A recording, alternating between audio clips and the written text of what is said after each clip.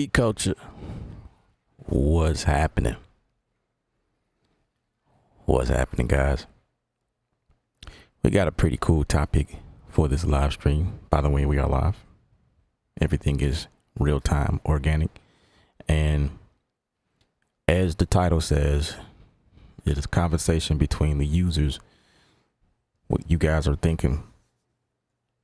There's a lot of videos that are brewing up right now from a lot of content creators such as myself, and our job is to let you guys know what's happening, what's new, what's fresh, and some of us will even go to the depths of showing you guys techniques, tricks, and what we like to use and how we use things to bring forth creativity in our workflow.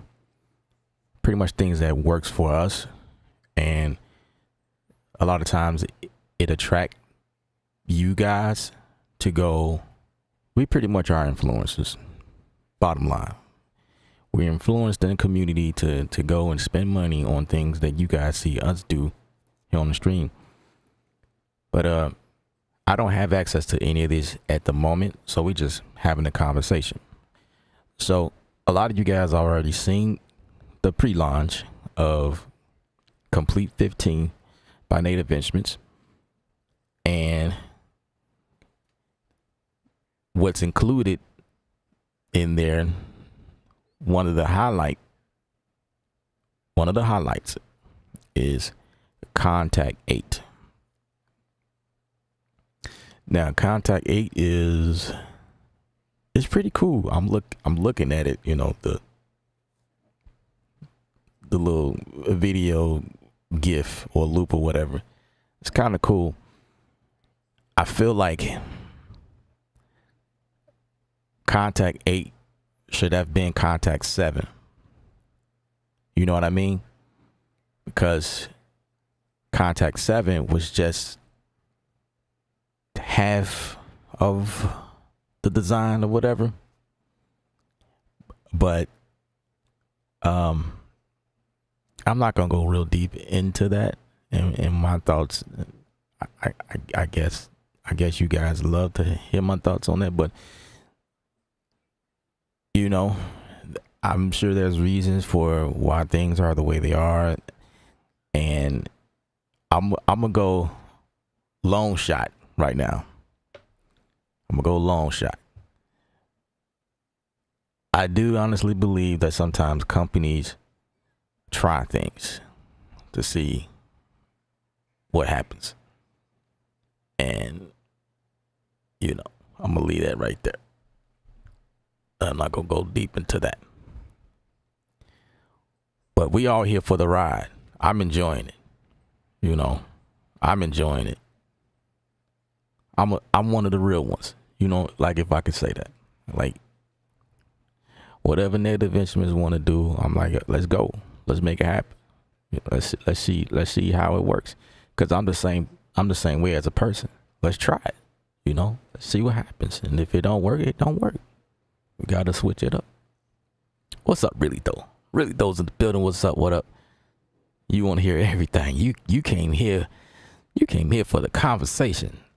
I feel you, bro. I feel you.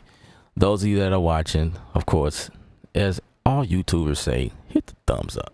I like the thumbs up. It helps the algorithm, helps my channel. There's affiliate links in the description of this video. If you digging what's happening here, if you're one of the ones that wanted to go ahead and pre-order Komplete 15, then there is some incentives to doing it now before they launch fully. There are some things you get for free.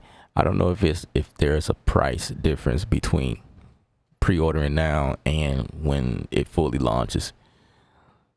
So, but anyway, right now we just having a conversation right now, and I'm gonna do my best to keep an eye on the chat sections because we are streaming in several platforms at the same time. So I gotta keep my eye on that for sure, bro, for sure.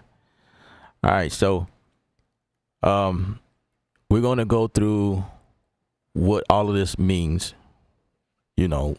we're gonna look at some clips. We're gonna look at the site and see what's happening. We'll break some stuff down, and if this intrigues anybody, then that's when you will go and you will make your decision as to how you move forward. And if not, then it's cool. It's all good. I mean, it is what it is. Either you do, either you don't. It doesn't matter. And then we'll state the obvious. Yes, we're going to talk about the obvious right now. The elephant in the room, because there's a big one. This one's probably the biggest elephant I've ever seen. So we're gonna hit on that. Taxi, what's up? What's happening? All right. So, of course, if you guys want to comment in the comments, you got to be subscribed. You got to subscribe to the channel in order to state your thoughts and whatnot. All right. So real quick, so Komplete 15 is here, and if we click here, we're just going to just scroll down. And then, as I was saying before, basically the way Native Instrument does these bundles, that's why they called it Komplete. It's the complete, everything to complete the bundle. It's pretty much what that is. So the way that they do these every couple of years, and that includes everything that they release from. So in this particular one, everything after Komplete 14, all of the individual instruments that they release, like the Kareem Riggins here, you got the Phonics here, and the other one, I can't remember what it is. The Fables, Guitar Rig 7, the percussion. This is new. I think this is, it's hard to see. It's kind of blurry phrases. The new Electric Keys by Alicia Keys, Glaze 2, Colors, these different things that was released individually, now they are included in the bundle. So if you was to update, for a lot of people, this is a real update. For those of you that purchase some of these items individually, you may not see this as beneficial to you, which is totally fine. You know what I mean? But this is definitely a upgrade to a lot of people. And this is how this works. If you're new coming in, it's like, bam, you get all of these at a fraction of the cost. So in terms of cost, you have to look at it that way. So here's the new Kontakt 8. I am really excited about diving deep into this. This is amazing. So instead of, I say, the half design of Kontakt 7, Kontakt 8 is them actually going in real deep and just really changing it, and it's like fresh GUI, fresh design. Every button you press will take you to the new way. You know what I mean? Kontakt 7 was like, we got a browser update. Everything was looking nice and modern when you hit the browser, but once you come out of the browser and you really dive into the instruments and diving into routing and stuff like that, things were designed still the old way, which came with the pre-existing loading time. So with Kontakt 8, this is supposed to speed up things. This is what they're claiming. So the new Kontakt 8 is going to speed up your library when you're searching for libraries, because these libraries, any library you get inside of Kontakt is huge. So supposedly this will help speed that up. We'll see. And so we can see that Conflux is something new in here. We'll love to take a dive at that. The latest version of Kontakt includes fresh additions designed to inspire new chords, phrases, tools, offer smart features to quickly spark ideas and can be paired with your favorite contact instrument to unlock new creative possibilities. Meanwhile, Leap opens. See, Leap is something new. Leap opens a world of looping and experimentation and conflux and new hybrid instrument using enhanced blah, blah, blah, blah. I'm not going to read all that. Now, this section right here, I don't know if this is something that is one of those things that can be quickly accessed at the top every time you open up a new instrument. It kind of look like it is, because this is the core tool. So yeah, this is built within the GUI. So that will be cool to see. So supposedly Mass Effect's gotten a twist. It's the same deal, but there's a twist. I'm not really sure what that twist is, but yeah, we're going to play with that surely and see what's happening. Guitar Rig Pro, step into the creative. So this is the same thing. There's nothing new about this, but this is included, pretty much everything included. The Ozone. This is something else I think is cool with just how Native Instrument, the entire ecosystem, like this has nothing to do with Komplete. This is just them as a company wide. They teamed up with Isotope and Plugin Alliance and Brainworks. So a lot of those other companies is included in some of the bundle. Like you get some of these effects that's included in these bundles now. You know what I mean? So that's great, because I use Isotope. I've been using Isotope for years, and now they are a part of the Native Instruments team. So what's new in Komplete 15? Cathara. This, I'm probably mostly excited about diving into this. This is the new flagship instrument. This is what they're claiming their flagship right now. This will probably be the hype,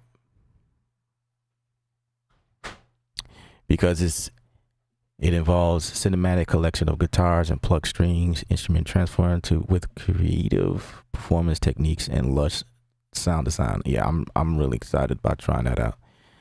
And yeah, got Valves Pro. Y'all remember me doing a review on that. We used vocal colors. We used schema-like, creating a track one time. We was working on a live stream. Got the action strings, action woodwinds. I don't think we ever had action woodwinds before. Now we got an action woodwinds. We got action strings, and then it's just a small list, or with thumbnails on the site right here in front of you. But we're gonna go to a list where it has all of everything. You got the acoustic sunburst that's included. The upright bass. I haven't talked much on this, but this is pretty dope. And y'all remember this. Y'all see me pull this out every once in a while on the session. Percussionist. Play series instruments. So all of those. We've dove into the Glades too. Y'all seen the review on that. The Kareem Riggins, this particular expansion or play series, my lo-fi album was created using some of this stuff. You know what I'm saying? And this is what I mean by I use this stuff, as well as rudiments. We can see rudiments. That is pretty much a bit of some of everything I've used to release projects or working with clients and whatnot. And then we have all of the expansions, sound packs that's included. So if you pre-order now, there is an incentive here. You'll get the Neutron 4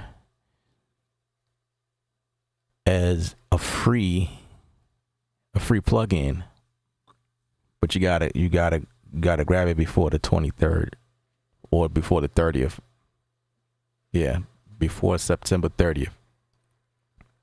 They say you can grab it if you pre-order before September 30th. You can get access to this for free. This right here is at $200 or $400 by itself. One of those. Is one of those, or yeah, something like that. So if you don't care about that, that's totally fine as well.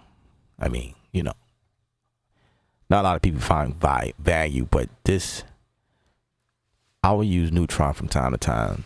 Like, let me think of something that I've used Neutron on. I use it on strings. I use it on vocals sometimes. And when I'm doing cinematic stuff, I've used, but that was the older Neutron. This one is newer. But yeah, I mean, you can see the presets here and some of the icons, what it's used for. It's used for anything. Yeah, it's pretty dope. I like it. So here's a breakdown. 15 standard, the ultimate, the collector's edition. Of course, the collector's edition will give you the ultimate everything. All right. So something I thought was unique when I was reading the details with Komplete Select, there's three different editions. There's one called Beats, and then there's Band, and then there's Electronic. That's interesting. That will be interesting to see. Like, yeah, I would love to see what that's about. So we do a compare. We compare these joints. So we got the standard, the first on the left, ultimate in the middle, and then the collector's edition far right. So 95 plus instruments. Now, again, this update is these numbers, and what's included is coming from, it's the difference between 14 and 15. This is how they, yeah. So if you're coming from 14, within the 2-year span, there was a lot of things that was released. So it's an update for you. Anyway, so the standard 95 plus, the ultimate is 150 plus, and then the collector's is 165 plus instruments and effects. Here's the numbers here. And I'm not gonna read every detail, but you can clearly see. And here are like some of the prices. So obviously the update prices a little bit more favorable because you already spent the money on the front end. So here are the upgrade prices here for $4.99, $10.99, and $11.99 coming from previous versions. Then there is also a $25 voucher. So you know the ecosystem. You buy something, they usually send you a coupon voucher in your email. So I don't know if you can use that or if this is automatically included. Like, yeah, we giving you $25 in addition. I don't know how that works.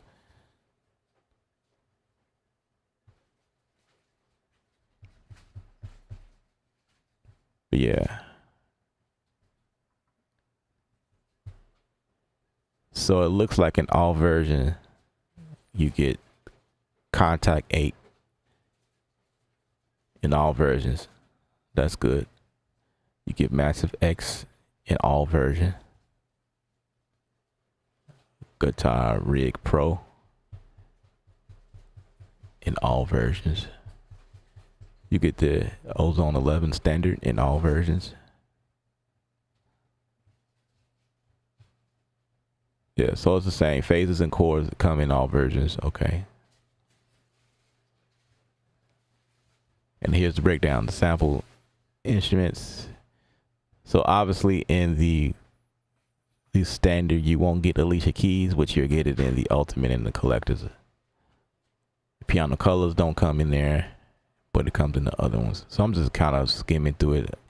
You don't get the electric keys in the standard, but you get it in the Ultimate and the Collectors.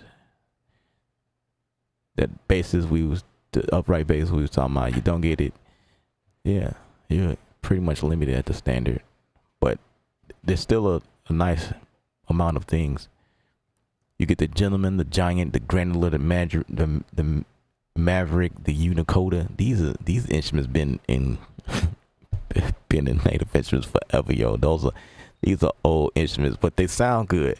I can't deny it. They sound good. These are still being used, and it's like, to be completely honest with you guys, it's a lot of the new instruments has some of the bass models, the bases of some, like for instance the Unicoda. I'm saying it wrong. This one is,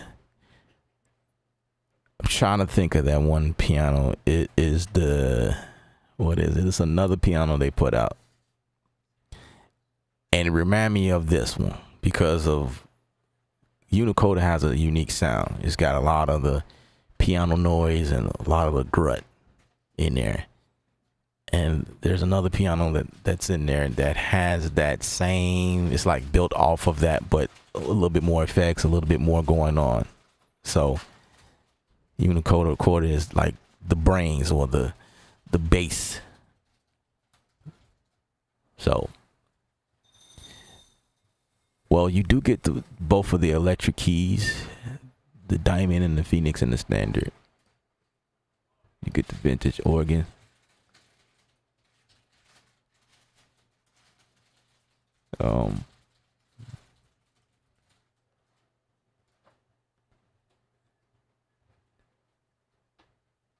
I'm just kind of going down the line. Man, this list is pretty long.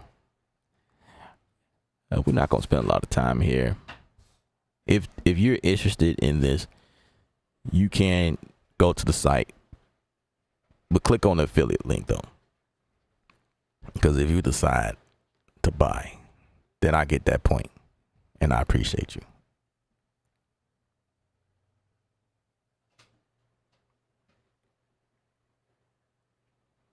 You heard the loading time was much faster than 7. Yeah, that's what I'm hearing too. I read that. Seems like they're taking a page out of the UVIS book with the generative features. Absolutely. And arcade. Yep. Arcade is certainly an influence here with the new Contact 8. Certainly an influence. So, of course, in the select bundle, a lot of the orchestral strings and whatnot is not included. The brass section, the symphony stuff, those are higher end collectors. I remember when he first started the symphony strings, and it was you know what? If I can remember correctly, I think when they introduced the collector's edition, that was when the symphony stuff came out. It was never included in any other bundles. When they put these out, it was like always in the collectors. Now, these essentials moved over to the Ultimate, I see, but it's still the ensembles is still the collectors. See, they had to create these essentials just to give it to you in the Ultimate. And then down here is the Play series. This list is long. This is a long list. I'm not going to go through all of this. You guys have to like look at this yourself. That's not why I built this stream to read down the list, but this is just to give you a glimpse, and the comparison is here. So if whatever instrument you was looking at,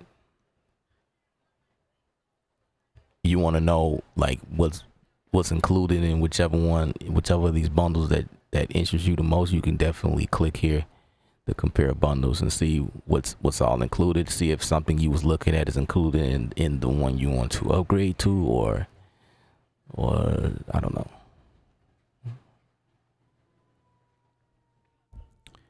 You said nor. Yes. Really though, yes. You got a good ear. Nor is that piano that I feel like is built off of the frame of Unicorda. Nor. I think it's Nor. Yep. Piano Colors. Maybe, but Piano Colors is that's more of a it is way more interesting in Piano Colors.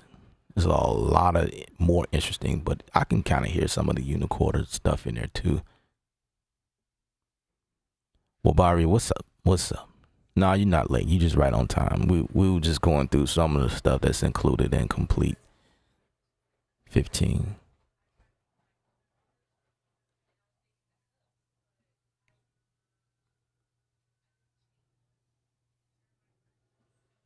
You said you mad that they trying to gaffle up the money. What's up, Pulse? Here we go. Yes, sir. You already know what time it is. DL's in the building. What up? What up? Hand is here. What's happening? What's up, everybody? Thumbs up on the video. If y'all watching, thumbs up on the video and subscribe. If you're watching the video and you're not subscribed and you want to comment, that's the only way you can comment to the section. Piano Colors is a lot on a CPU with the samples used. It's dope, but it's, yep. Absolutely. So, at the end of the day, Native Instruments, the reason why they sound so good is because it's built off of samples.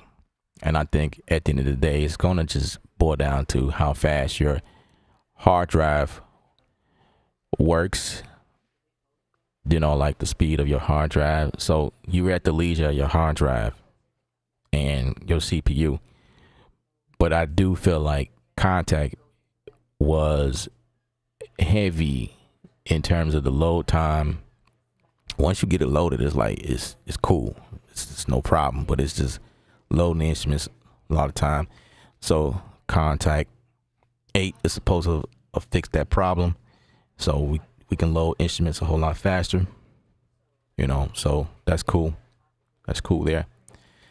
Now let's talk about this money thing, because I've seen in several comments, and well, Barry, I'm not pointing you out, but I've seen a few people talk about the price. And so first and foremost, Native Instruments is a company, and a company have employees that works. The employees that they employ is, I would imagine, some of the top-notch engineers, went to school, got degrees. Those people spent money to get those degrees to work at a job such as this place. And certain skill levels, bottom line, Native Instruments is a company that have to make money. So they're going to always come up with ways to get our money. That's just a fact. And that's with any company, any company is built that way. I can go into some deep conversations right now, what I'm thinking about on the top of my head, but just think about how life is set up. Everything in life is set up to get your money or to get your time. When you buy a car,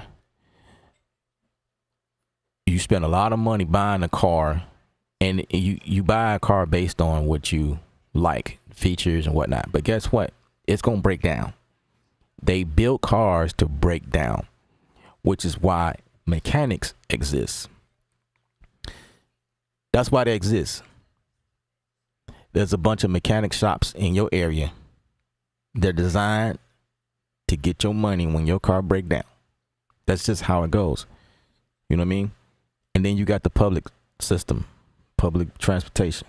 People that can't afford to get a car, and or if your car break down, guess what? The public transit system is designed to take your money, to take you to wherever you go, to a place where you spend most of your time making money to live somewhere that costs a lot of money to live, so that you can do it all. You get it. I have my own thoughts on how life works, but Native Instruments is no different. They're a company. They trying to make money, just like us people. We try to make money. We do things. We try to make money, you know, and live comfortably. So, I mean, I get it. The price that they charge for their stuff is expensive to a lot of people. That's fair. But guess what? There's even other companies that charge way more for their library. Like, for instance, East West. Have you ever heard of East West? Now, buying their libraries is stupid.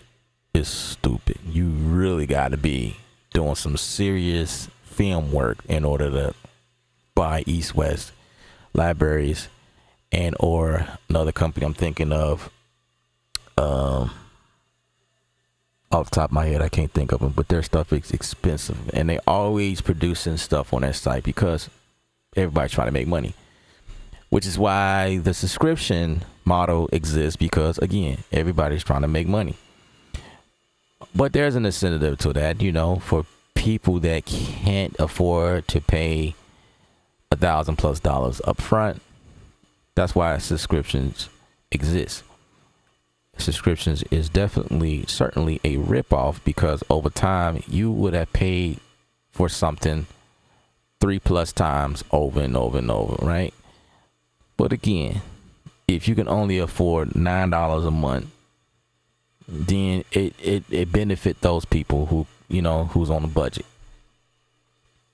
You know what I mean? If you don't like the subscription model, well, you have the option to just buy it outright. So there's like both ends of the spectrum you got to think about. There's people that's going to always complain. It seems like the people who go after the subscription model is grateful that there's an option for them. You know what I mean? Talented people who just can't afford to just pay all of the money up front.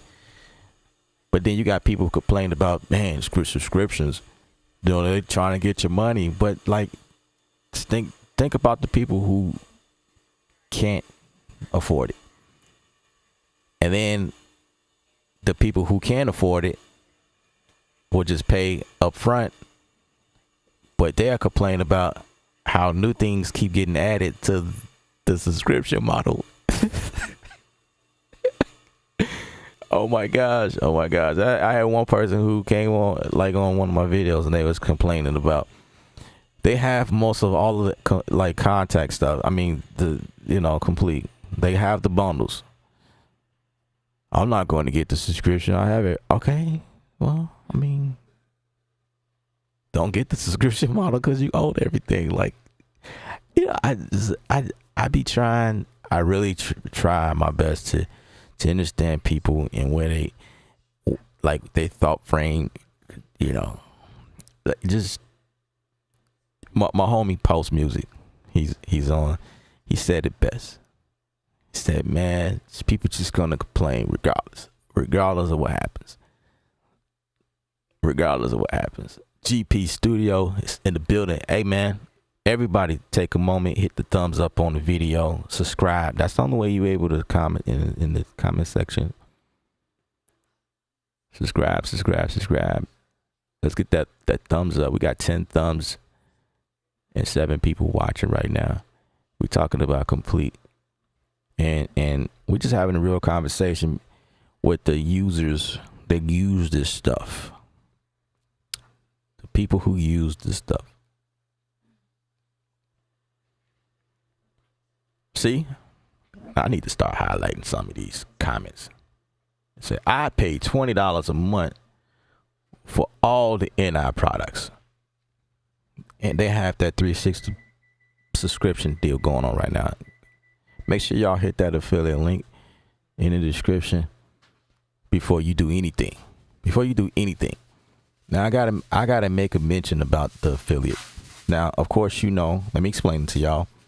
The reason why us YouTubers push the affiliate so bad, it's an incentive for us to talk about their products, but we get pennies on the dollar.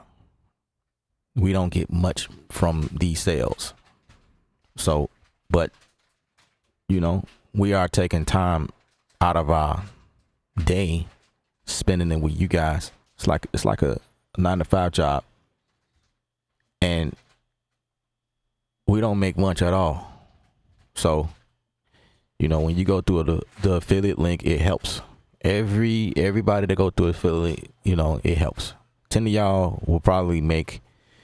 I could probably make an hourly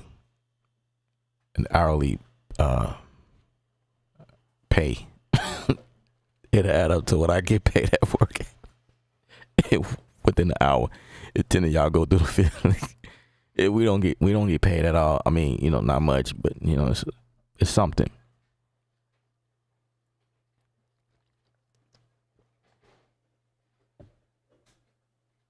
Anyway, we having a conversation. We keeping it real transparent here on the channel. You know what I'm saying? We keeping it organic here. It's going to be expensive if you buying every single release that comes out. Got to learn patience. That's key. Taxi. Thank you for saying that. That's what's up. That's a key point. That's very important. So like I was saying earlier, for those who has a complete 14 and you wait until you get to 15, it makes sense for you. This is a substantial update for you. You know what I mean? But I gotta tell y'all, Native Instruments it's not that bad. You know what I'm saying? If you think about it, they're not that bad. Why? Because they have Black Friday sales and Cyber sales and different sales throughout the year. They have the 9 for $99 sale. You know what I'm saying? Buy 9 expansions at $100, when all of the expansions on their site usually go for $49 a pop. You know what I'm saying? And they let you get 9 of them for, they're always doing sales. So for those of you that can't wait until the next go round, you go on there and you just grab the new, some of the new stuff. And now for some of you guys, you might feel slighted or whatever, and then you see what's going on in the Komplete. Well, if you was one of the ones that kept buying stuff during a sale, every time a sale comes up, you might feel like,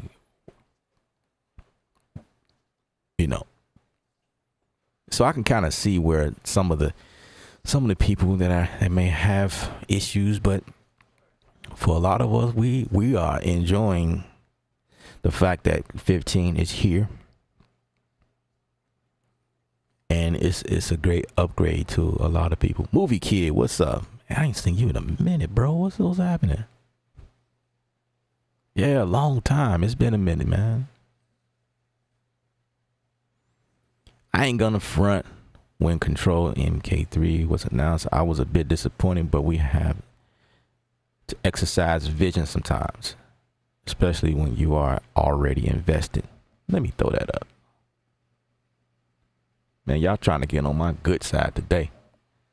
That's what's up, man. Like, man, my whole thing here on the stream, man, or on my channel, or my existence, I just try to help people to see the bigger picture. Like, we all human and we all have needs and wants, and I get it. You know, something that you hope for is not readily available, and that's cool. But if you look at the bigger picture, if you look at how Native Instruments is moving right now, then you can probably get it. In due time, guys, we will see Machine 3.0. Let me say that again. In due time, we will see Machine 3.0. Here's two things about this here. There's a lot of people, oh my gosh, if y'all go to what's happening on my videos now, you ain't even got to go to Native Instruments channel to see what I'm about to tell y'all. It didn't spread it on some of my videos. People are really tripping out about how the fact that Komplete 15 and all these other new things that they pushing released, and still no Machine 3.0. That's a major pushback in the community. A lot of people are really upset specifically for that reason. So, and it's been like that for a minute, because I've done some videos in the past and went live, and you know, so the conversation it's been an ongoing conversation for I don't know how long. People have really been asking about this. So it's hard to tell what the focus of Native Instruments is. I'm not an employee, so I can't speak on what their methods are. However, I do know that a lot of y'all will be really upset if a product get pushed to the public unfinished.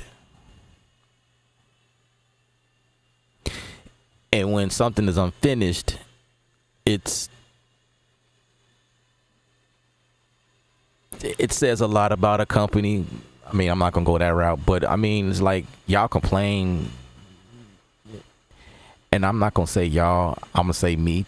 I'm gonna include myself. I do have things that I hope for as well, but at the same time, and not at any point did y'all ever see me on these platforms really going in and tripping out about the fact that Machine 3 is not here. If you notice, I'm real calm about it, and it's not because I know something. It's just actually I don't know anything. I'm not just saying it. I really don't know what's going on. The only reason I found out about Machine 3 is because y'all kept telling me that they are going to release Machine 3, and I seen it on the forum as my confirmation. Okay, all right, they're gonna push 3. That is coming. You know what I mean? But I'm patient. Y'all should be too. You do not want Native Instruments to push anything unfinished, because if it comes out unfinished, guess what? We won't hear the last. There will be a new complaint about what Machine 3 is doing, and then but you just complained about how we don't have that yet. You know what I'm saying? When we gonna get Machine 3, and then the machine come out because everybody's pushing it, and then man, they could have just held this in the oven a few more months. Man, they could have held on. They could, you know. Oh my gosh. Has anybody bought Remedy 3? What is that? Remedy 3? Is it worth the money? I don't know what that is. So some of you guys can hop on that one. I'm not really sure. It's coming from DL. Really though, I ain't okay. What's up, LB Shore? What's happening?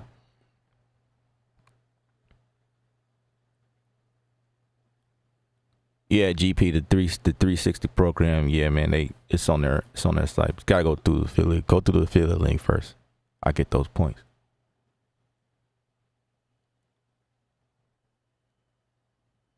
Say 500 a year for the pro plan, but the upgrade is 500, and they release about every 2 years. I will wait to update.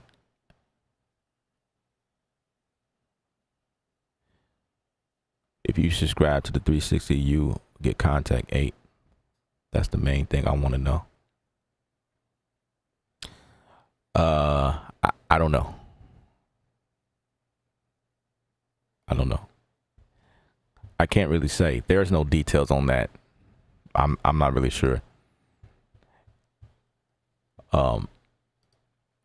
That 360 program was one of those things that kind of snuck up on me because I didn't know that was a thing until I went on the site one day. I'm like, what is this 360 thing? But I'm going to tell you, it only makes sense if that was a part of the 360.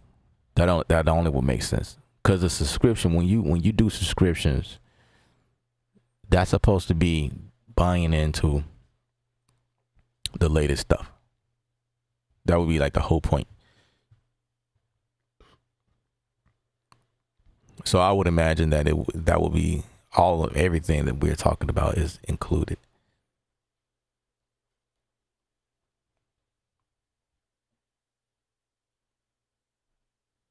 So yeah, who was it? A GP. You brought up a good point. 500 a year versus 500 just upgrade. Makes sense. Just upgrade. Yeah, man, that makes total sense to me. That's if you want to pay it up in a year. Your monthly cost would be cheaper if you buy it within a year. You know what I mean? Like if you pay the yearly, but there's a button on there that switches to the monthly payment. So instead of paying 500 a year, you pay 50 a month. But let's do the math. If you pay 50 per month, that comes out to $600. But for those who can only afford 50 a month, you don't have 500 up front. That might be the best. That might be the best for you. You know? At the end of the day, I'm going to say this. I'm going to go out on a limb and say this. Like, the people that's paying money for this stuff is people who's making money, making music. This stuff ain't for the hobbyists. You know? It's people who's making some money. Like, return on investment. You got to, you know, I don't want to get in y'all pockets, but, you know, it only makes sense to be in this ecosystem if you making money using this stuff. That only makes sense to me. That only makes sense to me. Gary Smith, what's up, bro?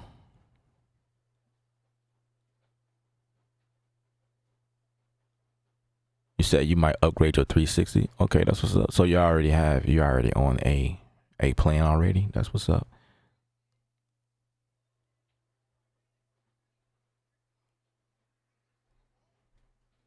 The GPU is planning on getting rid of the Machine MK3 because it doesn't play well with my Complete Control MK3.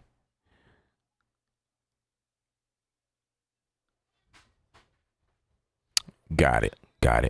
I mean, you might. I say hold on for a second. Just hold on. I can't promise anything, but if Machine 3 is coming, I will say Machine 3 will be an update to the software. I can't promise you that it brings integration because, like I explained before, the big deal right now is NKS2. All of our machines right now is built upon NKS1. So if the Complete Control MK3 is on NKS2, that means even if Machine 3 comes out, your machine will still be incompatible with the Complete Control MK3 because of the NKS2. You see what I'm saying? So it will still be out of sync, so to speak, but who knows?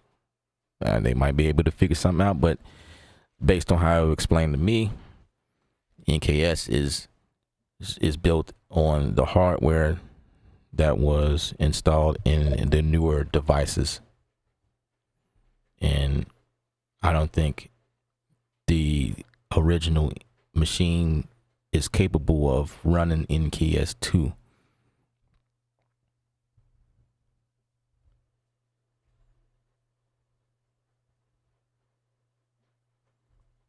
Don't forget about the summer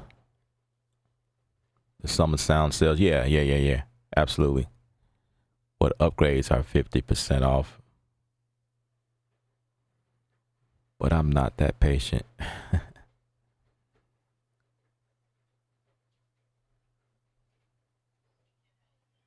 If they upgrade machine, what would happen to the old machine controllers? That's a good question. That is an interesting question, as a matter of fact, because up until this point, when we were in NKS1, any of the machines would just be like a collector's edition. If you know what I mean, it's like collectors. Like, you just got all of the machines, you know what I mean, and they all work, and you know, you can like revert back to one just for nostalgic purposes. You know, you just felt like going back to the MK1, and you know, you can still rock out a beat because it can still talk to everything. You know what I mean? But now that we're in NKS2, and say they put out a machine MK4 or machine studio MK2 that's on the NKS2 platform, and like that is what locks and syncs the integration from that point on, and everything that they release in the later years. Where does that put the older machines? Well, that might hang them up, but not necessarily. Not necessarily. It's going to be one of those things where people who use the machine and don't have the complete control, it will still be of some use to them. That's what I want to say. So that will be a user decision based on what your workflow is. You know what I mean? If Machine 3, the software, comes out, I want to say that it will talk to the older devices. I'm not sure. I'm not really sure. I think Machine 3 is just a software update. I don't think it has anything to do with NKS, to be honest with you. I don't think it has anything to do with that. I think the NKS deal would just be something inside of the hardware, like that coding or whatever on top of the hardware, depending on the hardware. That's what I want to say. I don't have much info. This topic is getting really technical now. I don't have any true info on that. The only thing I have is that forum that I read. That's it. And this is just me speculating right now. Like, I think I can tell you what I think, but I guess it is worth thinking about, I guess.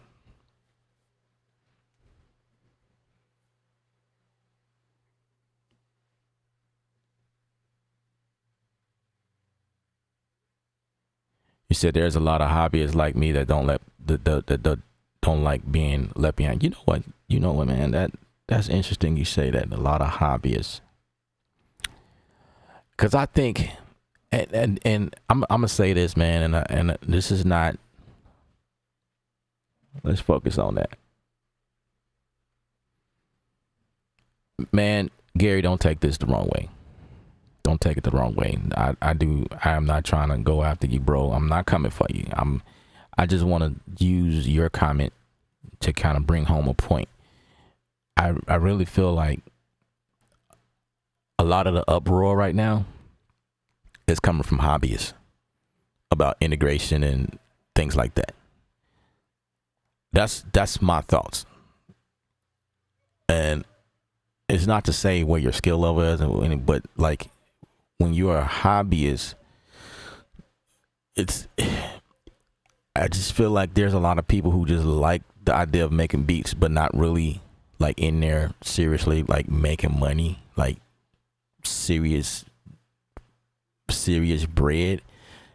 You know what I mean? And again, not saying that about you, but I just feel like the people that's complaining is coming from, and this is other people, not you. You're different.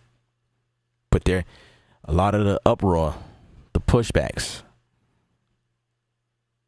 are coming from people who don't really value what is really happening right now.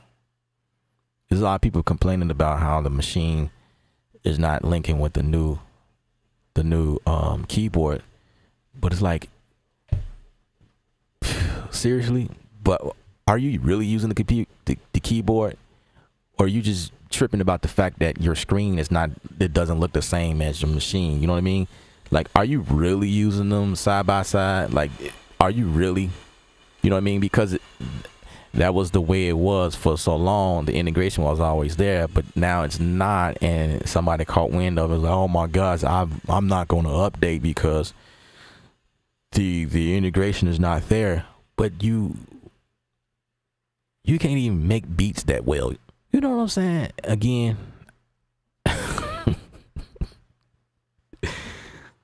oh my gosh. I'm not trying to go there, but me, for instance, man, like, okay, I love the integration. I'm one of the ones who screams at it as well. So I feel you guys. I'm not happy about not having these things synced, but at the same time, I'm not really using them like that. I don't only use machine. You know what I mean? Only time I'm using machine, most of the time, I say 80% of the time, is inside of a DAW as creating a beat.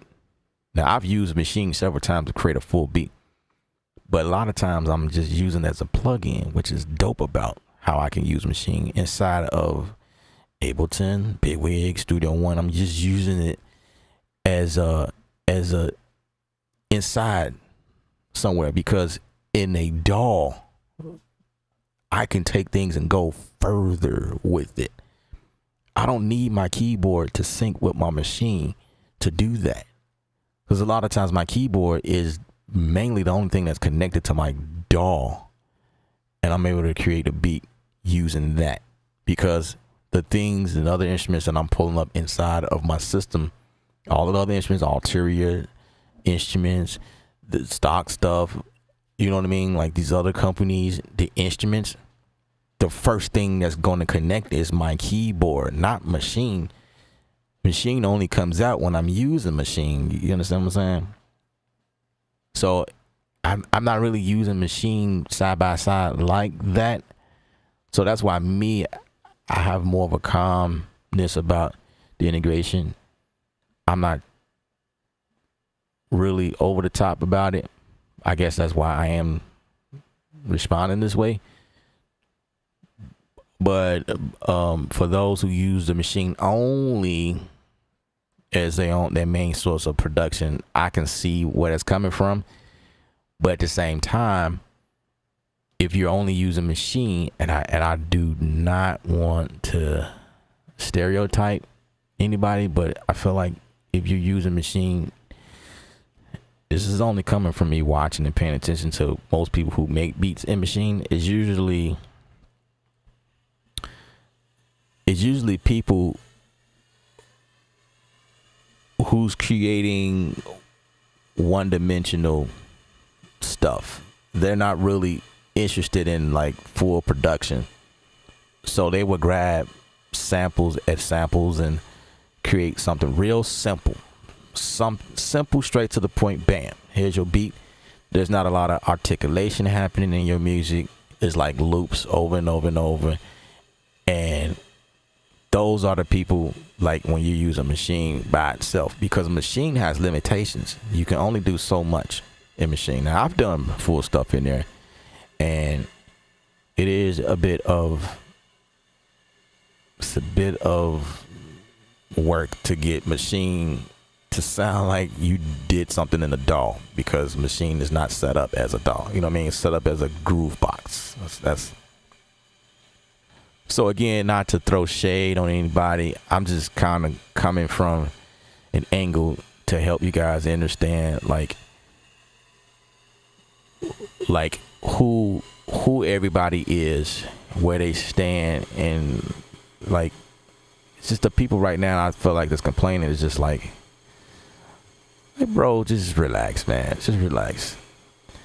At the same time, you got to look at, this is what I've been trying to tell people. If you look at how Native Instruments is moving right now, yeah, they're not giving you what you want right at the moment. And for those specific people, might I add, they're not giving you what you think should be the next focus. But surely, when they release Machine 3.0, it's gonna be like, damn. But first it's gonna be like, it's about time. But then it's gonna be like, okay, I see why they took their time. You know what I'm saying? I see why they took their time on this. And it's gonna be a wait worthwhile. It's like, okay. If you want quality, it takes time. And who knows? There's probably a different like team altogether that's over. They probably have more complicated things to encounter when it comes to trying to get it right. You know, it's probably not that easy. Everybody up their ass about, we want Machine 3. Well, relax. You don't really know if it was that simple, it was that easy. I feel like we would have had it by now. I honestly feel that way. There would have been an update by now. You know, if it was that simple. I just think that there's some stuff that all of us don't understand. We don't know why it's taking this long. There's probably a reason. It's not like they're sitting on their ass. They're you know. That's just my thoughts. I appreciate it, Gary, man. I you're a good man. I certainly didn't want to like come at you like that, but I did use yours as ammo for the overall, because your comment is the same as a lot of comments I've read, stuff that hits the channel a lot, and I've addressed this several times, and this is me talking about it again. So it was like, let me hit it again. Cause what's up, Dev? What's happening, sir?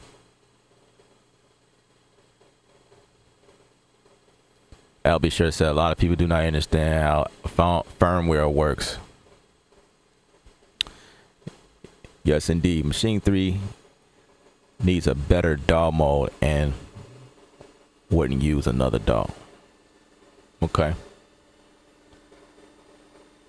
DL says, I'm a hobbyist. I don't make a lot of money selling beats. I would like to, but I don't know how. Getting large amounts for my beats would be awesome.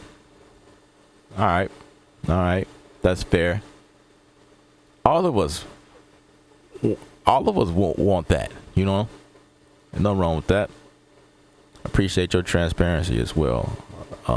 GP says they come out with a clips, but that didn't really work like a DAW.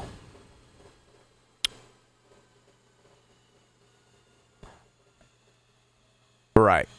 You know what? I'm gonna share a tip with y'all. Basically, all you got to do is if you want that DAW-like vibe inside a machine, all you got to do is go into your patterns and just increase the length to as long as the song is, and you can you can go back in and get that feel, like having it start at a certain point and you can see everything. Like say like your project is like 100 bars long, for instance. Well, you can make your patterns 100 bars long, and then you can see the full scope instead of having pattern 1, pattern 2, pattern 3, 4, 5, 6, and so forth. You can just make one pattern and turn it into a doll, you know, in terms of linear workflow. I've done that a few times. But it gets complicated when you need to copy and paste stuff. And that's the thing. That's the thing right there. Because machine doesn't have events. It's not set up like, again, like a doll. You could take one and just copy it. And that's what clips, right? Right. You just mentioned that. That was what clips was for, because clips is how you're able to maneuver between scenes and patterns and whatnot. But yeah, I agree with you. The clips didn't. I get what they were trying to do, but it wasn't a complete thought. But it's cool. I still use clips, you know? Like, you know, I use clips only during the times where I need to make transitions. You know, and I feel like that's probably the reason why clips exist. See, that's the thing. Sometimes when things are created, we use things different from how they was designed. But I feel like clips was just meant to go between. So like, if you think about how machine is made, okay, you got pattern, scene. There's different scenes. You can change the patterns in whatever scene you're selected in. But then when you making transitions, say like from verse to pre-chorus or something like that, and you need to make a feel or something that just kind of introduce that the song is about to change, like a drum roll or an effect to transition or something like that in between those scenes. Clips is great for putting in between that and go, because trying to do that at the end of a pattern, it was not that easy. I've done it several times, but it, like, you got to be mentally prepared for that, because see, when you duplicate that scene somewhere else and you don't need that part, then you got to go in and you got to make changes. You got to make it unique. And, you know, with clips, you don't have to do that. Clips is just boom, and you can do whatever you got to do in the patterns. And then, okay, when you need to make that transition again, just take clips, copy it, move it over. Yeah. We get deep in there.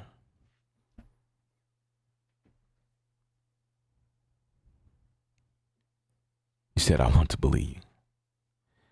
Last year I bought MPC Live 2 because I wanted the MPC, but couldn't afford one. I looked at Machine first because of Komplete integration, but I heard that the old controllers were obsolete. I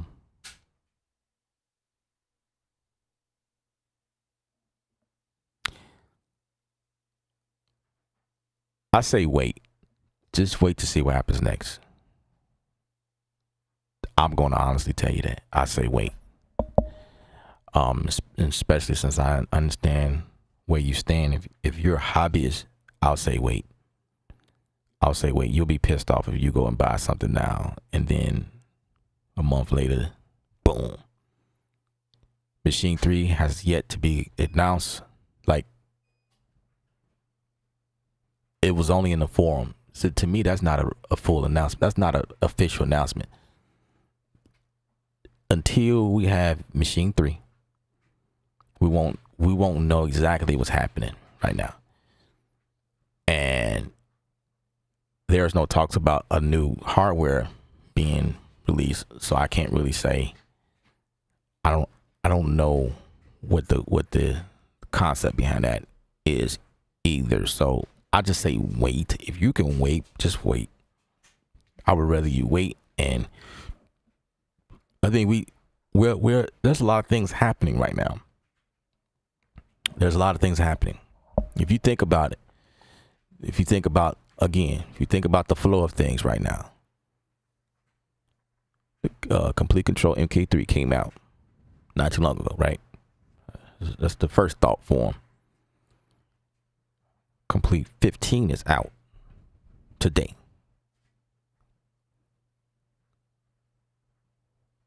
Contact 8 is out today.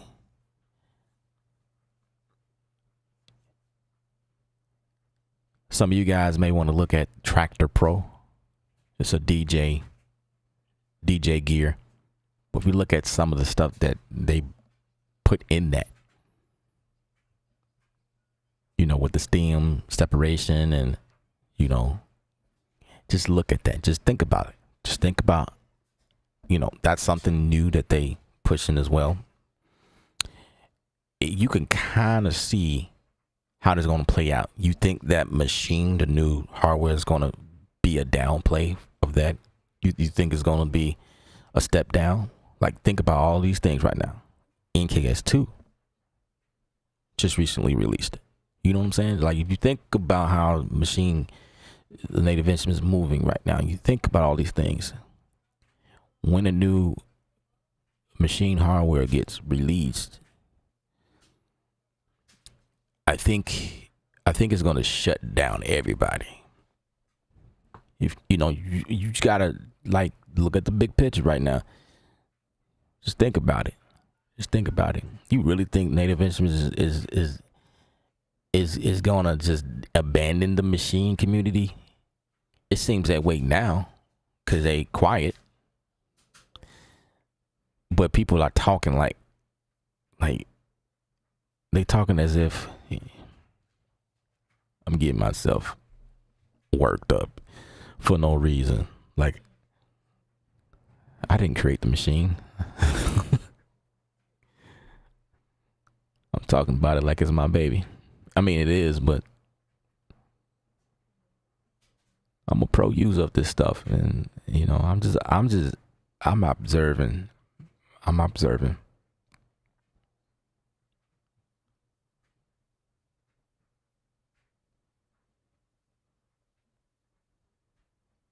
Yeah, I'll be sure. That's a good point. They also did have a corporate shakeup. Yes, indeed. Yes, indeed. There has certainly been a lot of changes and things happening. It just Native Instruments. There's a lot of stuff happening with Native Instruments. We didn't know that they was going to be sold, or you know, I don't know. Y'all remember that one time where everybody, there was a bunch of people got laid off, and everybody was like, "What is about to happen next?" And then some company picked them up, and everything was like none of that happened. Then all of a sudden, this SoundWise thing happened where they had this little circle of plugins, and then come to find out all of the big plugin companies got bought by this one tech company, and then they put them all up under the Native Instruments umbrella, which is interesting, right? And then Native Instruments got a logo update. You get what I'm saying? Like, things are changing. Things are changing. Things are happening. We notice the change. We can see it. This ain't one of those companies that just dwell on the old.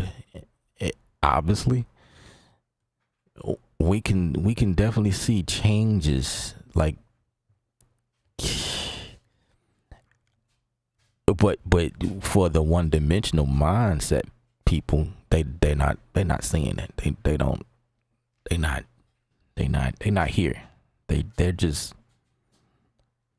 there's no integration with machine.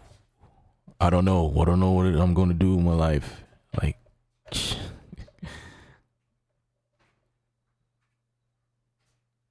yeah, Pulse said it best. No talks right now. We don't know. We don't know.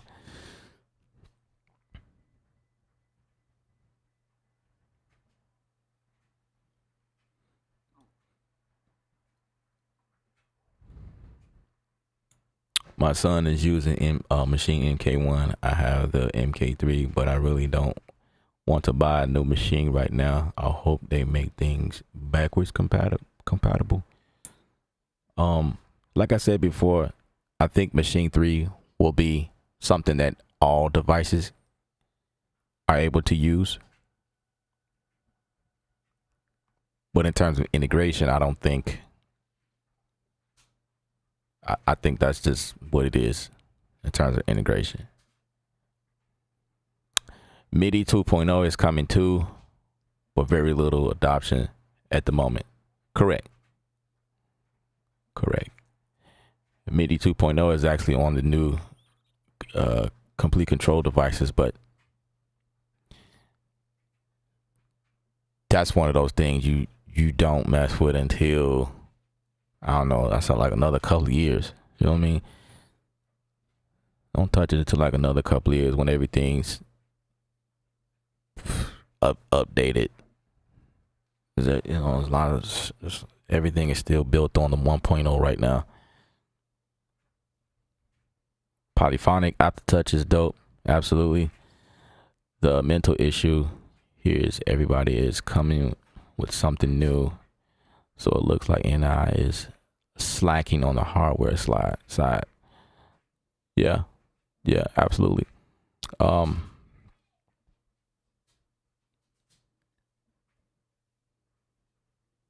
Yeah, I can see that.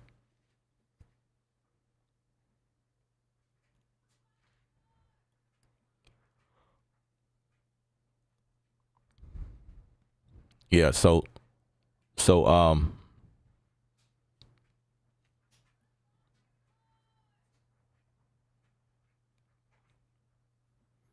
at the end of the day, all of these devices, all of this update stuff like that, I think it's just, it boils down to workflow. It just boils down to workflow. Whatever works for you, that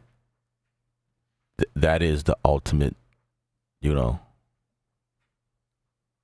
whatever works.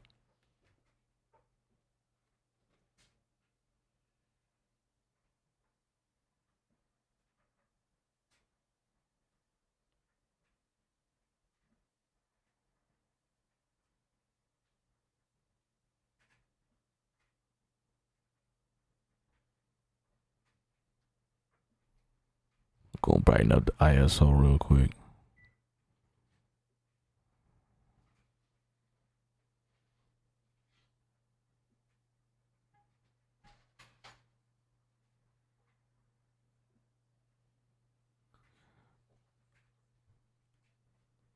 So what y'all thinking? Well, y'all have been saying what y'all thinking. I like the MK3 for the pads, more intuitive for rhythmic stuff. I'm more into analog production process because I play instruments. That's what's up, World Area. That's what's up. So that type of mindset is what gives you the sense of ownership, if that makes sense. Like, because of that, you know what works. And so you go after a workflow that makes all that work. You know, you play an instrument, so you get the machine just to help you create, you know, whatever you need to, but you're not necessarily invested in what everybody else is talking about. And so for you, you Gucci, you know, you good to go. This uproar that everybody else is talking about is obviously, you know, what they're into, you know, but it doesn't affect everybody. And I think sometimes people try to bring that frequency here on my channel as if I'm supposed to be, you know, on their side about it. And I am I know what you guys are going through. You know, I was that way about the Complete Control in Studio One. Y'all remember that? I was tripping out, and I think I'm not gonna say that my point was more valid than anybody else, but to me, it just didn't make sense that this was before the MK3 came out. On the MK2, when they released the MK2, they released that with DAW control, DAW integration. And when they released it, only a couple of DAW companies had that locked in to their system. I think it was Logic Pro, Cubase was one of them. There's only two I could think of. So if you had either of those, the Complete Control Mark II was perfect. Made sense. Me working in Studio One, like seriously? We want DAW integration too? So I did some things to make it work. Like I went into the settings and mapped some stuff, try to figure things out. Then I shared a video showing you how to do it, how to get the Complete Control to work. But it wasn't enough.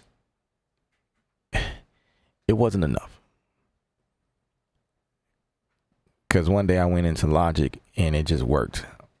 Like the faders, the knobs, all this junk work, and it's like super sweet. Like you really can enjoy this hardware with that.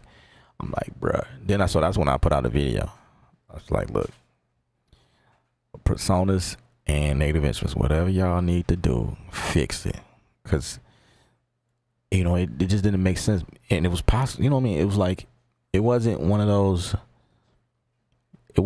things that was impossible, because as you guys can see, they made it work. Somehow it was an update and it worked. It worked. Now Complete, you know, that hurdle was crossed, and I was like, okay, sweet. It worked.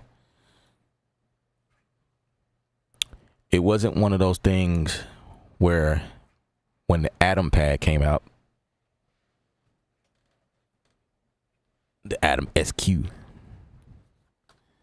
it wasn't one of those things where this can only work in 5 and not 4, right? Because this device only talks to the new Studio One. And I think it was 5.0. Yeah. But the Atom pad works in any other versions, I think. But when it comes to this, you couldn't get this to work in previous versions because of the coding in here. I'm not an engineer, but I know that you couldn't get this to work. You can't get this to work on previous versions of Studio One. You know?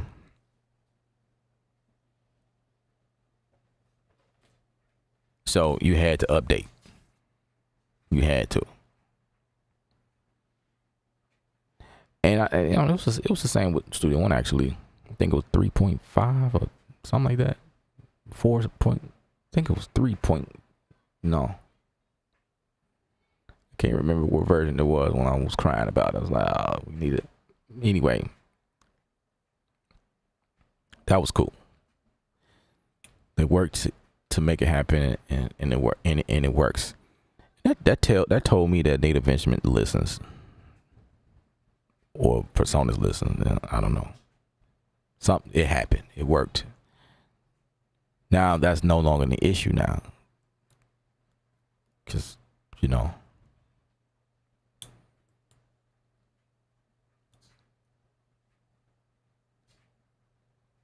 Dot control works great with the MK3. Yeah. It certainly does. No problems. No problems whatsoever.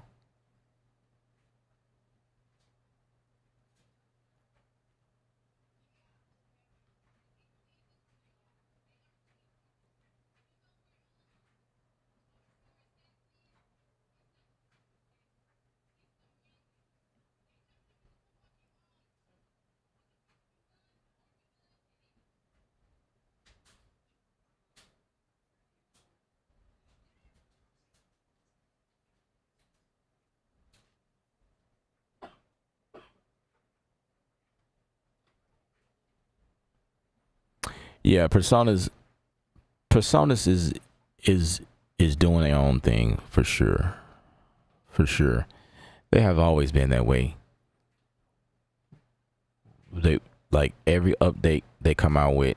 Personas has always been great about responding to users requests and stuff like that. People will come on and do like this feature request of stuff that they love doing in other dolls, and then personas will respond. But personas will respond in their own way, and I guess you got to be like that. Like if we're gonna add this, we got to do it the personas way, and so they'll do it their way, and and it'll be a little different than from everybody else.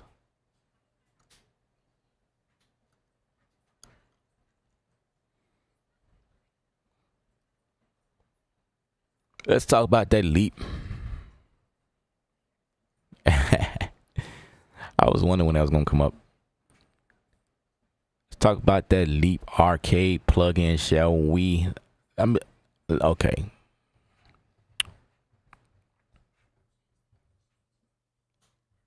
We shall. I'm going to go to.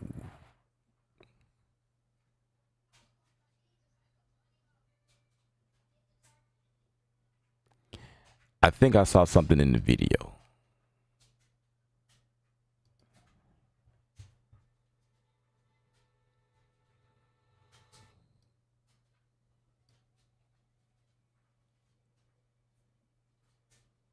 I'm watching the video now and see if I can pause on that part. If that's where I saw it. Oh, there we go. There we go. There we go. There we go. Here we go.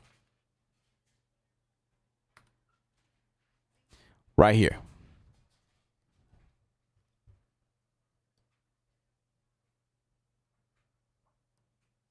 Okay.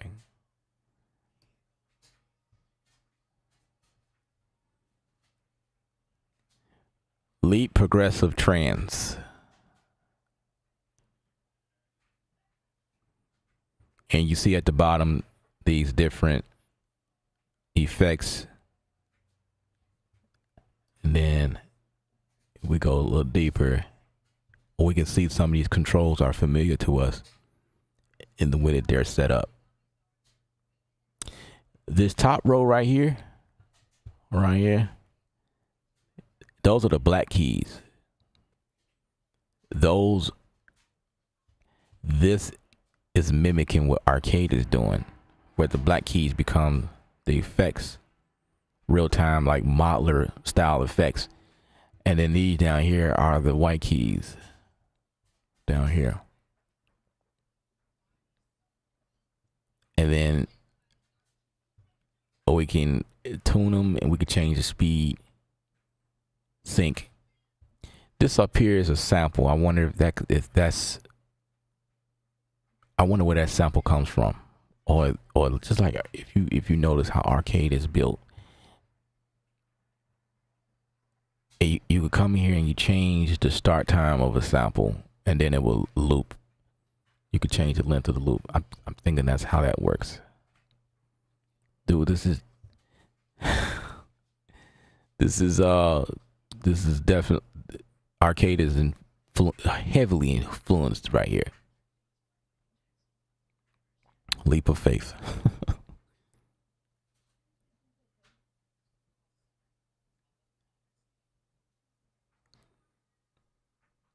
Are there any UJAM users in the chat? How do their products compare to contact libraries?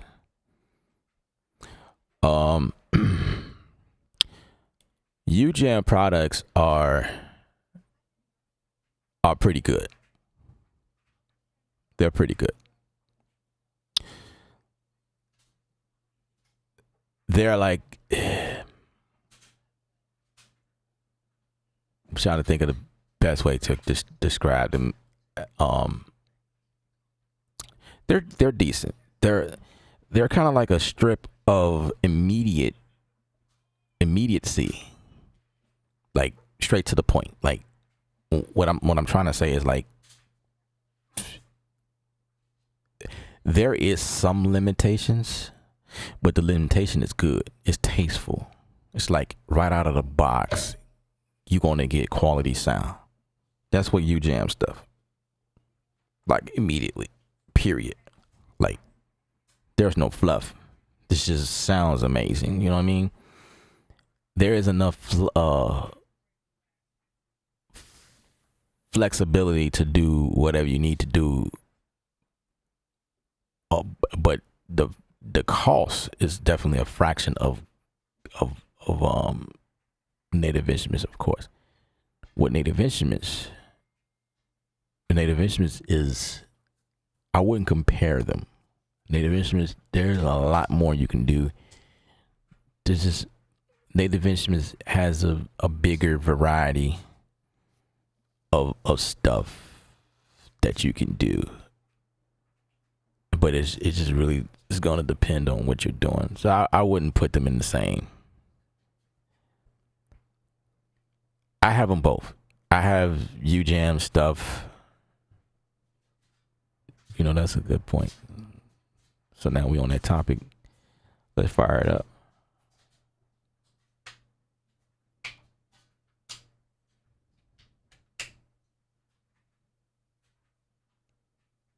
Drive, Core, Micro, Mellow 2, Rowdy 2, and Fat 2. They sound great, but I don't use them very often. Yeah, I'm kind of the same way. It's like I'll reach for them on certain instances, and is due to, again, the limitations. Like I know what to reach for. Like, okay, I'm gonna tell you something I reach for all the time, and then this, I can't deny this. You may see this on every other stream, but I will always reach for the deep, especially when I'm doing drum fills to go between a song transition. I'm always going for these drums. Always.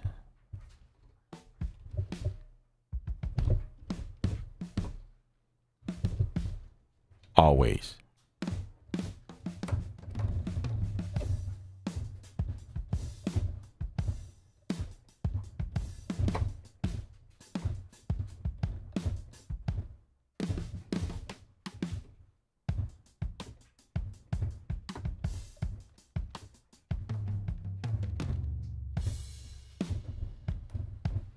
And then you can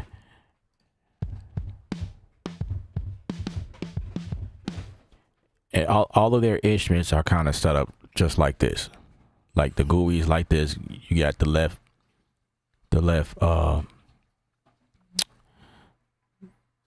octave, which is your C1, all the way up to C2, which you can play your one shots, and then from C2 to C4 is their own loop deal.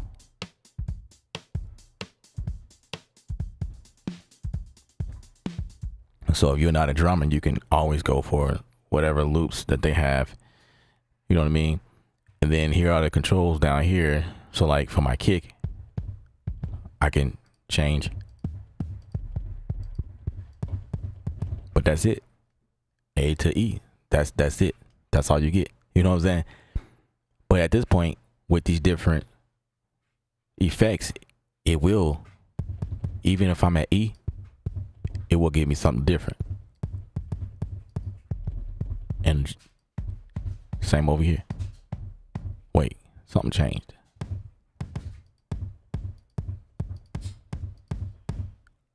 So if you're smart, you know, okay, I only have A to E, but when I go and switch these different things, it's like on one type, I get like more to switch between. So you see what I'm saying? That's kind of how that goes. And then you got these, and they have many presets in here.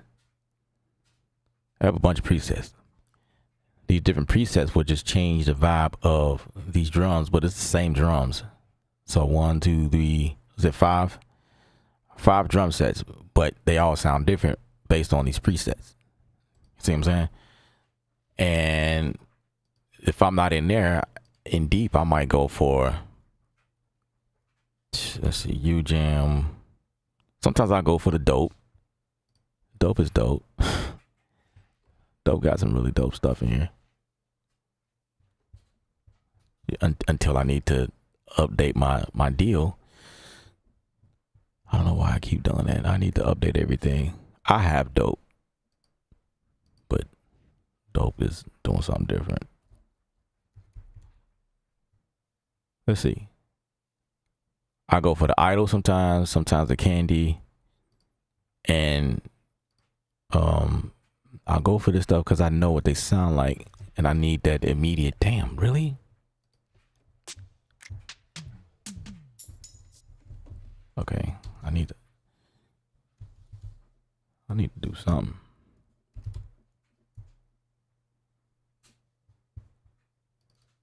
I'm about to come back in here and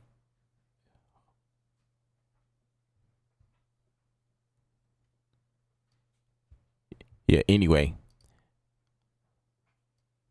So if you notice, it's the same setup, same design. I mean, the design is different, but the layout is the same. You got the left octave for one shots, and then the right side is for, you know, whatever they do. And then both of you go one shot.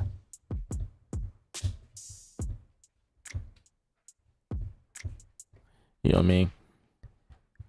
And then their pianos, the U-Jam pianos in here sounds really good. So say I go for is it Legend, or let's see which one, Virtual Pianist.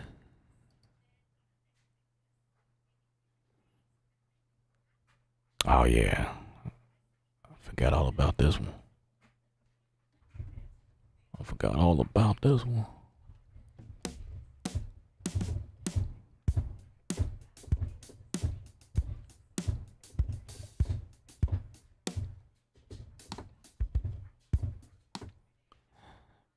So this one in the deep, they kind of have that vibe. I need to play with that more. Then Virtual Pianist. I've done some stuff with this. This one was pretty dope as well. It's pretty dope. The thing I like about this is that it lets you play your own chords, and you can like pair them up with its patterns that give you. It's like whatever chord you press, it has a playable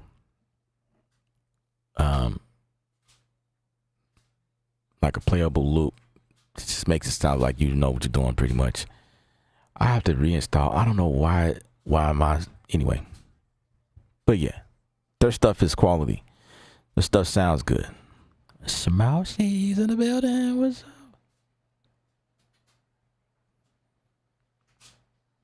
I'm at work, so we'll be like a podcast live. Yeah, that's what's up. We podcasting. What's up, you canny? What's up? Paul says, for me, I use them sparsely, but for me, it's just a way to get some sounds. It can't be manufactured. Very loose. Some of the production community, I think.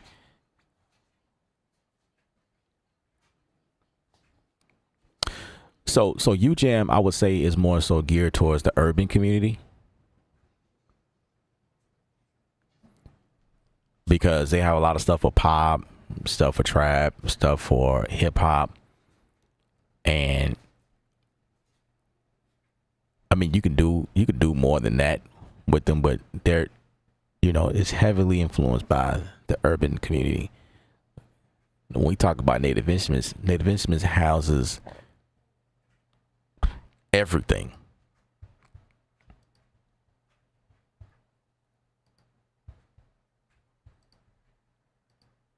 Native Instruments, Native Instruments provides the creativity to do anything for anybody, for any project, no matter what you do. With Native Instruments, it's just a creative tool to have. If you're doing orchestral music, you got tools here. You're doing commercial music, no problem. You're doing gaming music, no problem. You doing sound design, no problem. Like, the tools are there. It's just there for any scenario. UJam is more for production, like making beats.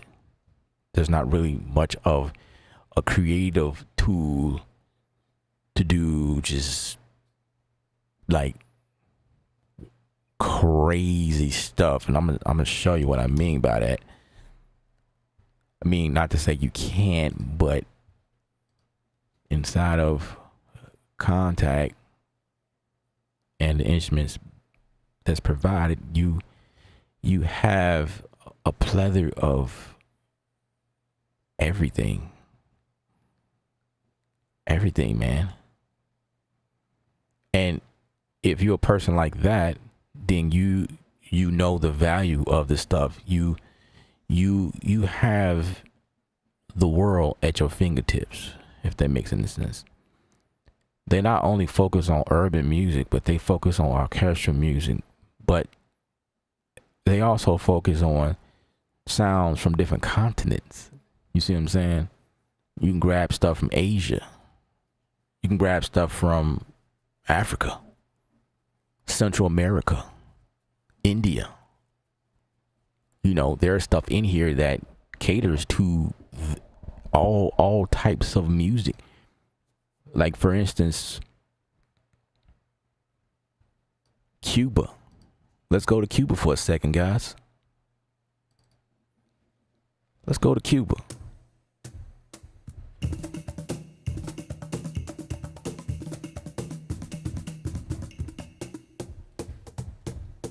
Again, you can play one shot.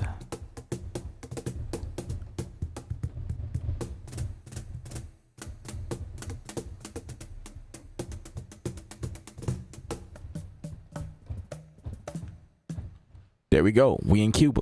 We in Cuba right now as we speak. You know what I'm saying?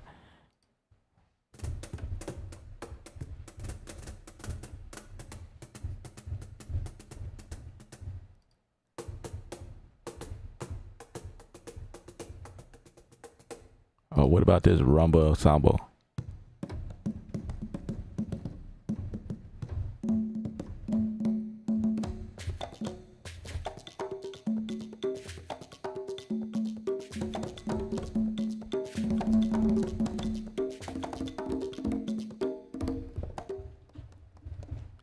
You know what I'm saying?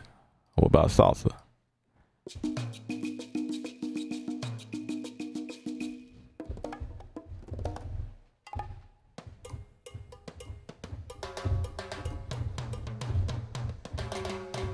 You're not gonna get this with UJam.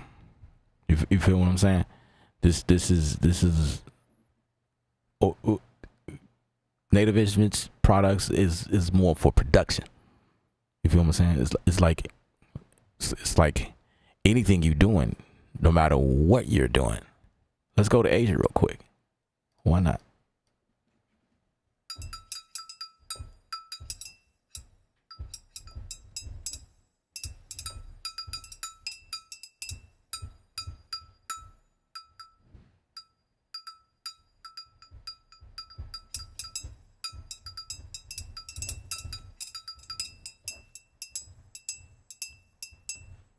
I appreciate companies that focus on urban sounds. I believe that you can use the sounds in more music because of the pleasing to the ear and the instruments. Yeah, absolutely. Absolutely.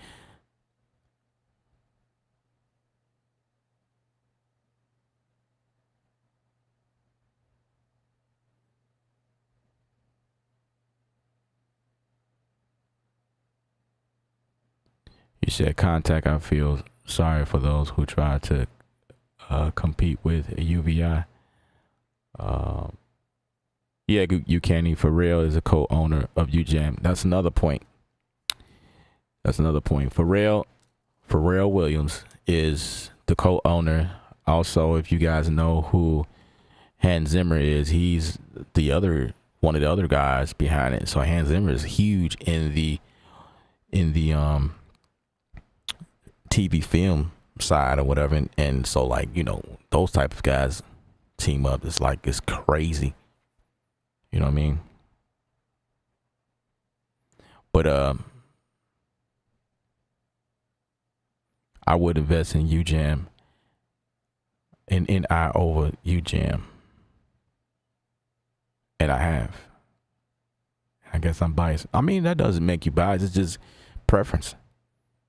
You know? You just stated preference. That's all. Doesn't make you biased at all.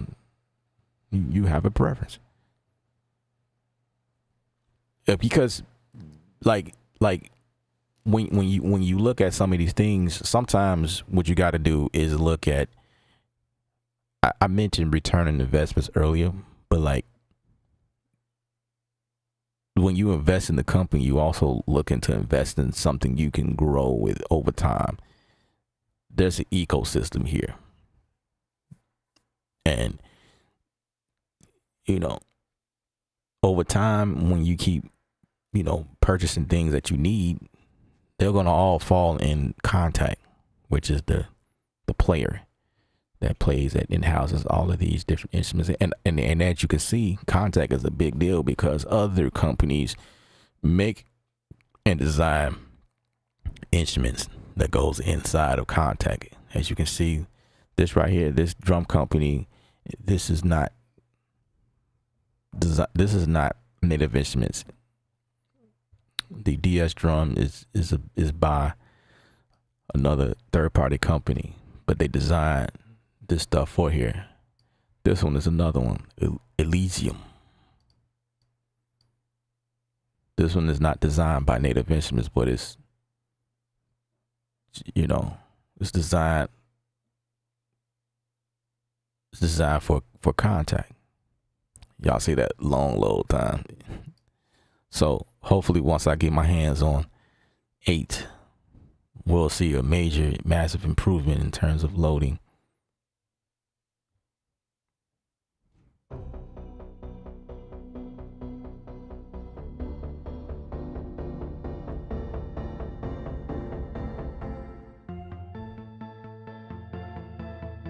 So also another way to look at this, now that I mentioned that, you can kind of look at this as open platform, open source, you know, meaning that any company can design and do stuff.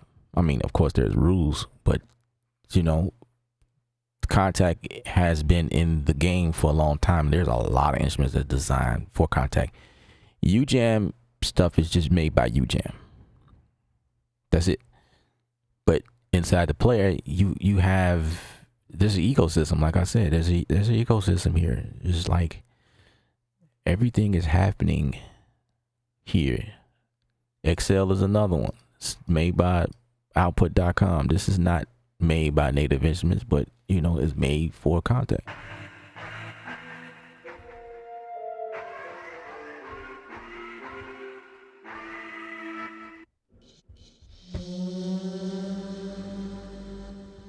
You know what I mean?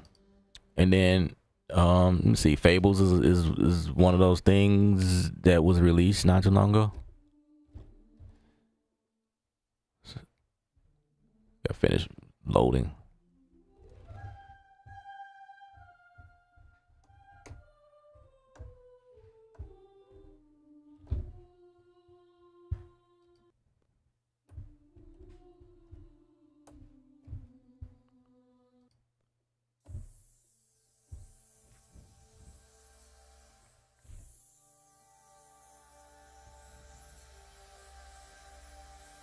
See what I'm saying? If you're into orchestral stuff and you like being creative and doing stuff like this is, you need Native Instruments. You know, you need Native Instruments to do stuff like this.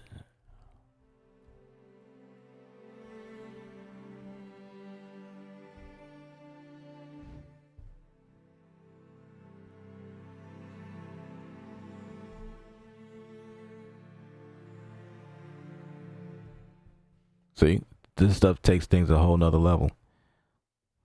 But of course, if you want to do some urban stuff, no problem. Here we go.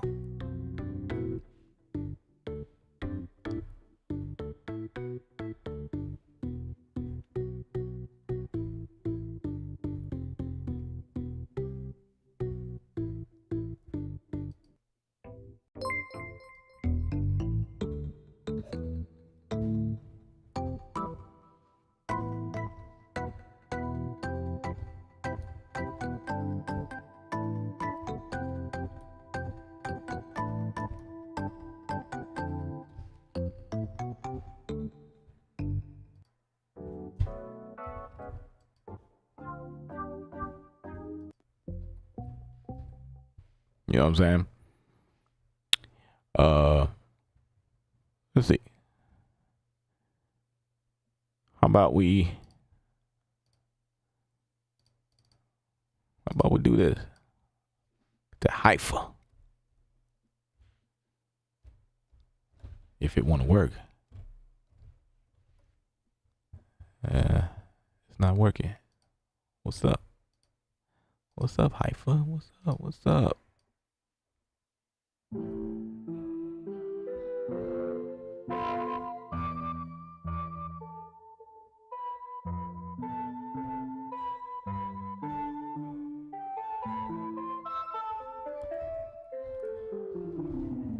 So like the library is bigger. There's way more instruments, and like I say, you know, let's go to India.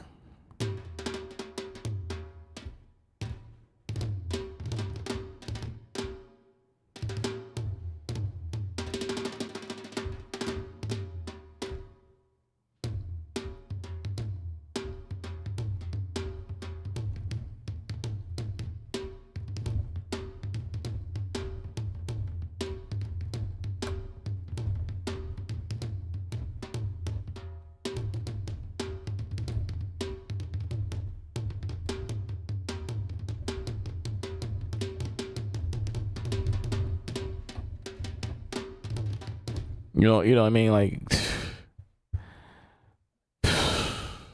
man, come on now. So this is one of my favorite drums right here. The Kareem Briggins. 1, 2, 3, 4.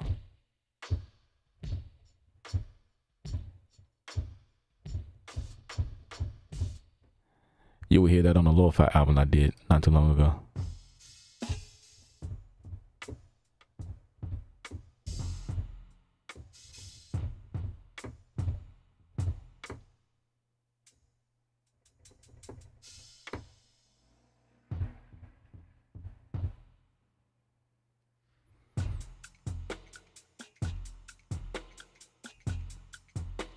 And again, there's presets.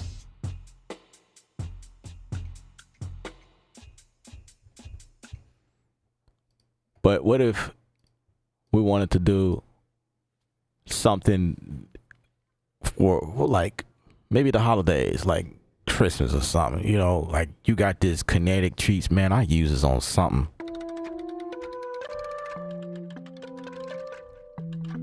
Like this is really cool, you know what I mean?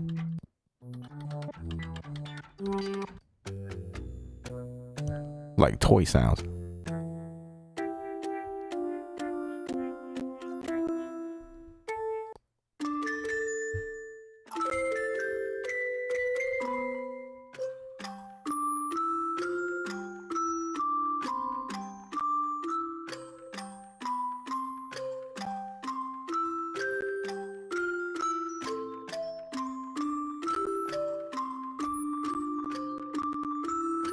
It's very CPU intense, as you can hear.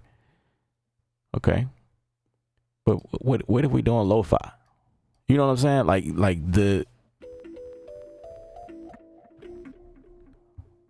I'm doing like a whole like sales pitch right now, I guess.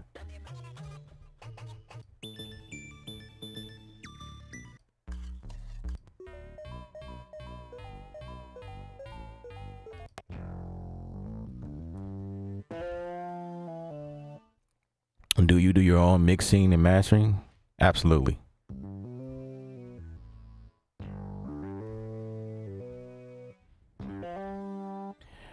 Well, I'll bury you 5 minutes to close the story. Be home in 30 minutes. Hopefully, I will be off by then. I didn't plan on being on the stream forever, but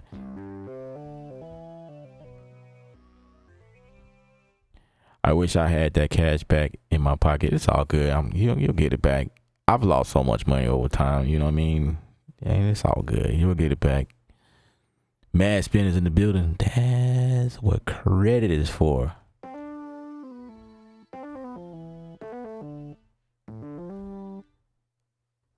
Jugglism is up. I never understand why it's computer intensive when it should be disk streaming all samples. There's a mixture of a couple things happening.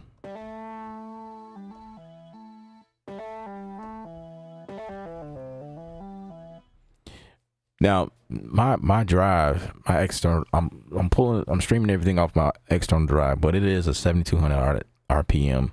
So I mean it's decent, but maybe if I was using the SSD drive for my library, maybe things would be slightly faster, but I don't have the funds to afford the type of drive that I have, the space that I need to do all of the things that I do on this system. I would imagine triple that to upgrade that to an SSD. But I mean, yeah, there are certainly some instruments that are more intense. I would imagine inside that deal, it's like a couple of things that is pulling from at the same time in that kinetic deal, or any plugin that pulls that much. It's pulling samples. And it's just going to be, and I think it's also having to do with some things inside of how the plugin is designed as well.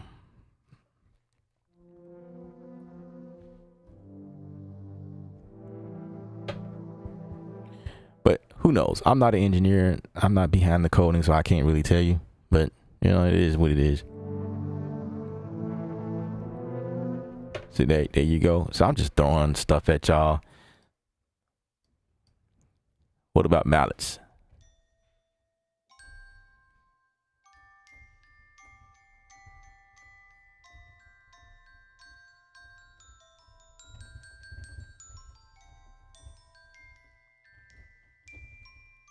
I think I can switch to vibraphones.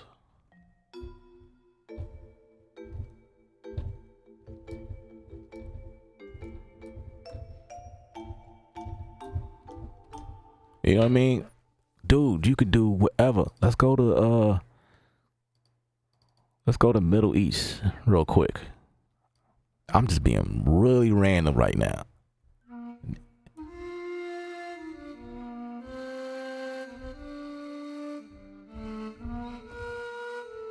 It's like real authentic sounds in here that you may not find everywhere. You certainly won't find this in UJAM. And I'm not trying to throw UJAM under the bus because I love UJAM products.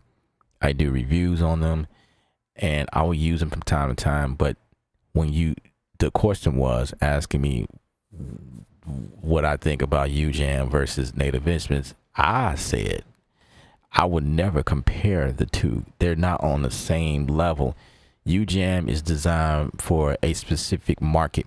It's not designed to do what Contact or Native Instrument stuff is doing. This Native Instrument stuff is designed to do whatever you're working on.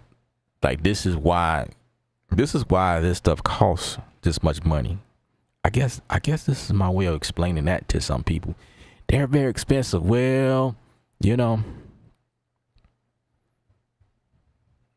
I think I'm proving to you guys why it costs so much money, because of this type of stuff I'm pulling up for y'all. Like, where else can you pull variety like this? Where? Tell me.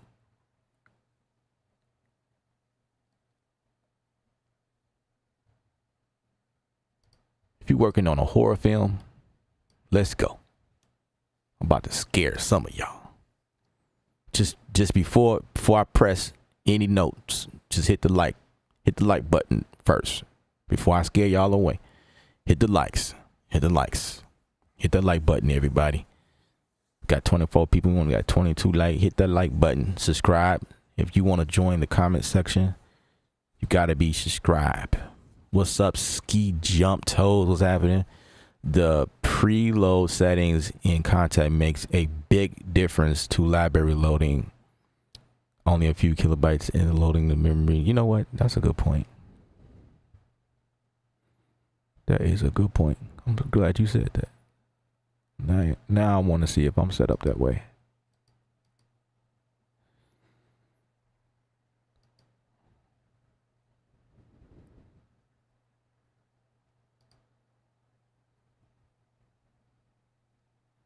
Initial activation requires a restart for use memory server. Is that what I need to press? Instrument preload buffer size. I probably need to press that.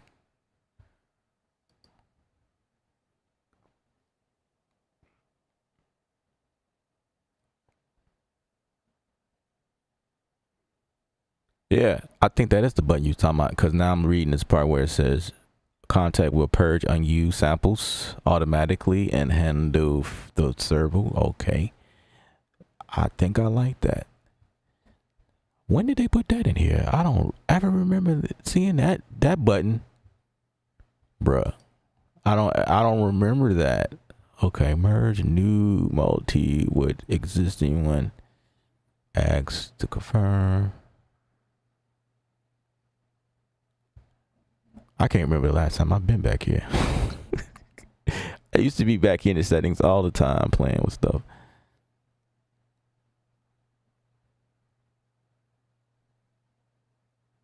I have preload down to 4 kilobytes, but that's on the SSD. And you know, the other thing was batch reload. That was something that I did one time, thinking that would save me some time, and then I'd switch computers, and then it was like, I don't feel like doing that again.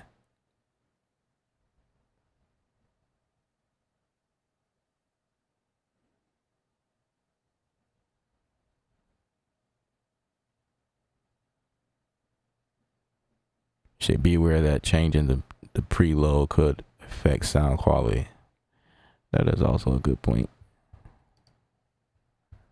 All right, guys, y'all hit that thumbs up. Hit that thumbs up, guys. All right, here we go. We about to go in.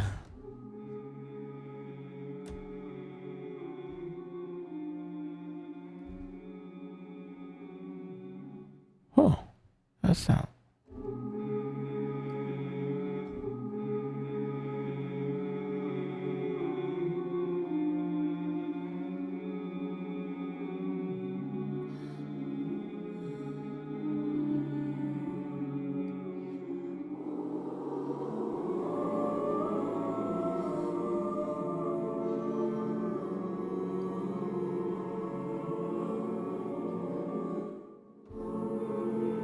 Wow. Wow. I like that. That's dope.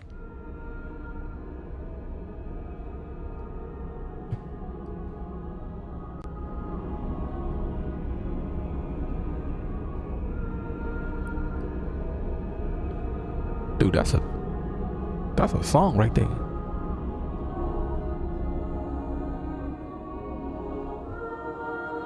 That's like a sample. You know what I mean? Like,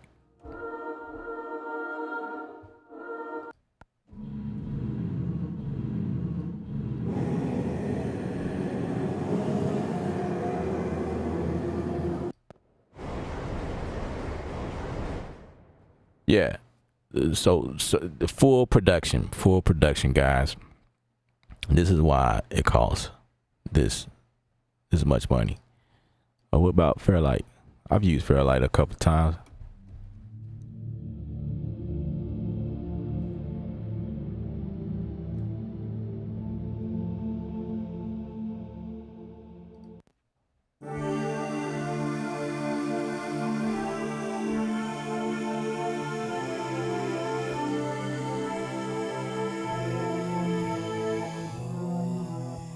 You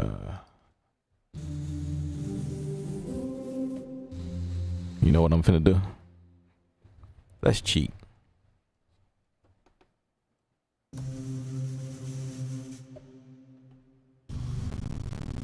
Oh, don't do that. I'll put this Nora in here real quick.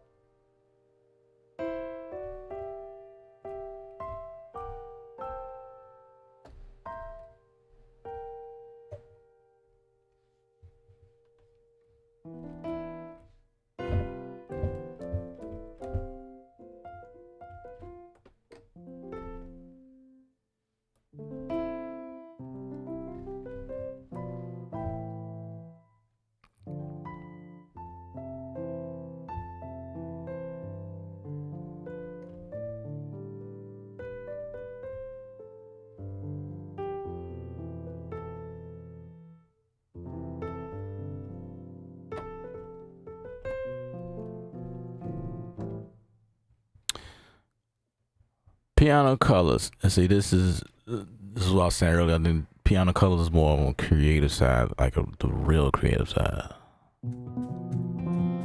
Yeah.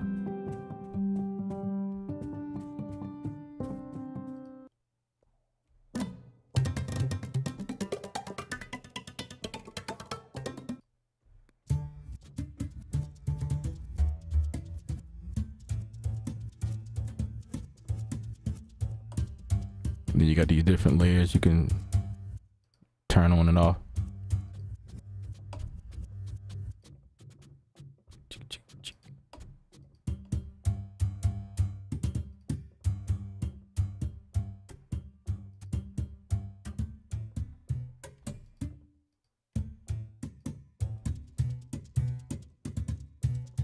You know what I'm saying? Playbox is one of my favorites. I am not gonna go there for the sake of getting really lost on the stream. So I'm not gonna go there. We're just not gonna do that. And then this is the Ava line right here that we recently was talking about on this channel. I'm also not go there for the sake of, but these are third parties. You know what I'm saying? Like these are just made for contact. Retro machines. I ain't been in a while. This is all output stuff. Rising Hitters is one of my other faves. These are some of the older Rode instruments, bass, Scarpy. I don't really use any of those. I just revert, or my main deal is the Icon bass or the Prime bass or the Rickenbacker. Rickenbacker was my first love, bruh. This was my first love when it came to bass. And then when they came out with that Prime Saffron, I think that's a new thing now. I haven't really played with this yet.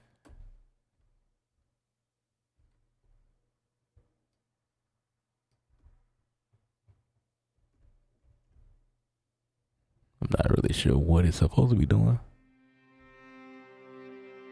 Oh.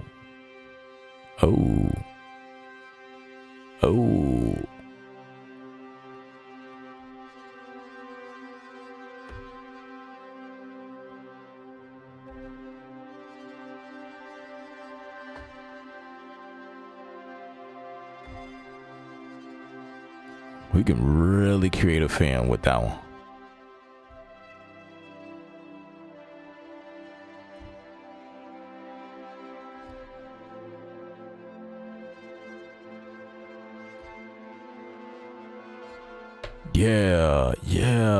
Yeah.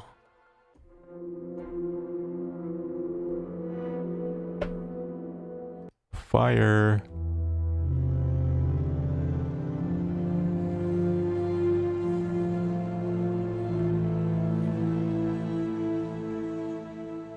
Yeah, Playbox is very dope.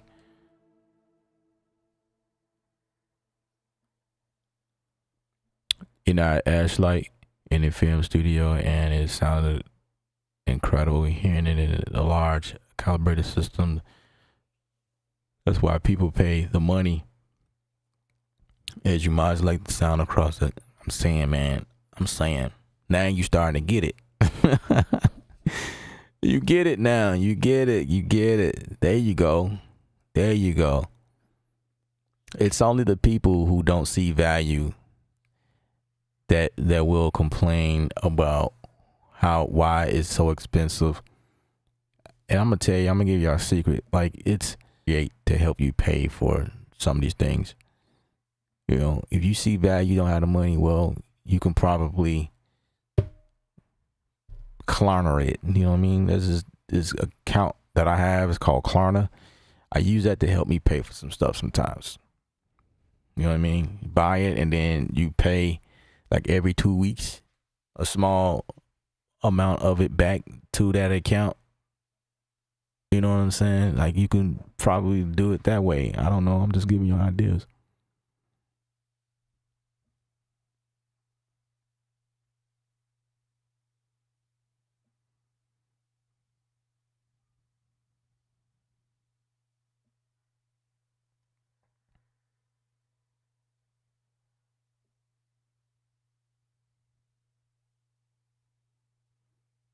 What I like about some of the XY pad instrument is the Control MK3 mod wheel and the touch drift control as Y position, which feels really natural.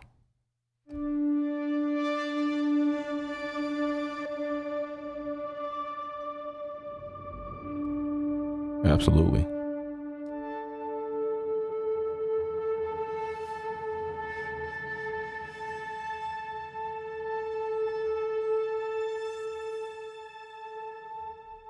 Absolutely. Absolutely. Absolutely. Absolutely. Man, I'm just gonna skip over some of these. Like, a lot of the stuff I do use, but I'm just trying to go for, I don't know, maybe something I haven't used in a while. Like Thrill. Like Thrill, you gotta have a stomach for that. Let's go to West Africa. How about it?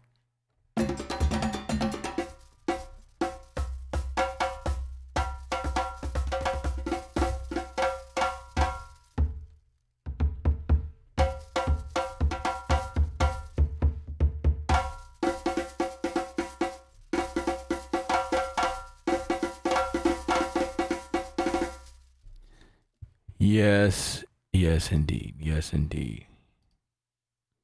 Vocal colors. Vocal colors.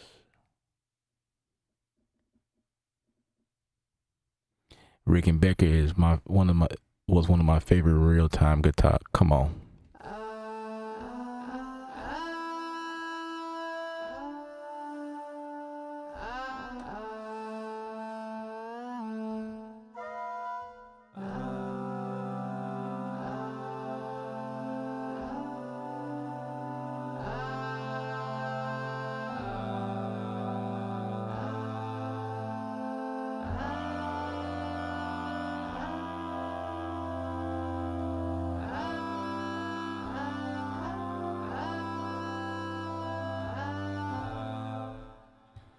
Come on now. Come on now.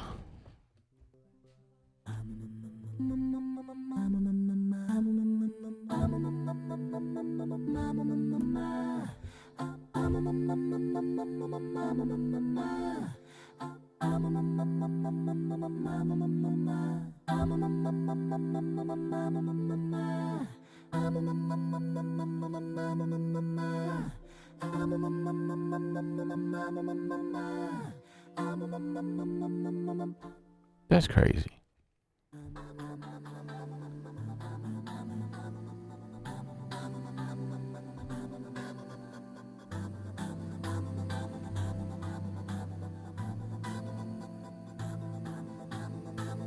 I need to play with vocal colors. This is fire.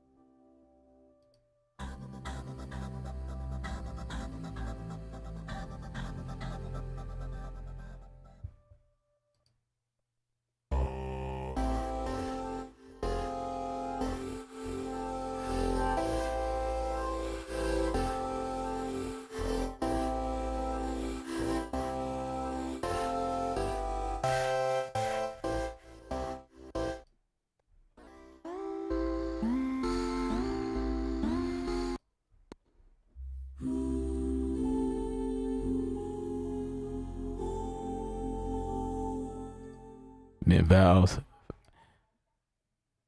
You remember me talking about the vowels? Probably not. But I add this to something. I pretty much play with all these instruments. Some are newer than others. Like I haven't did much with the vocal colors, but I see I need to do something with it because I think it's bananas. Okay. Vowels is taking forever to load. I don't know. Come on, man. Oh, things are frozen.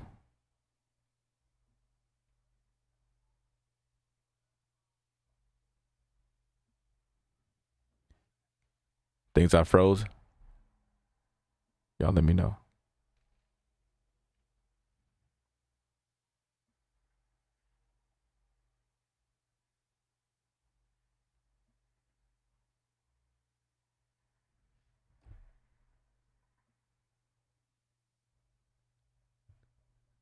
Okay, everybody talking about the Reckenbecker, so let's go. Let's familiarize ourselves with our first love. The Rickenbacker.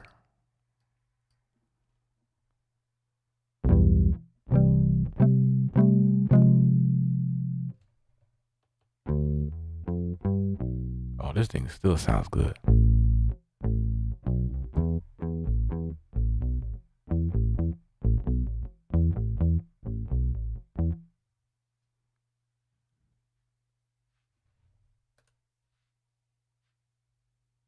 Okay.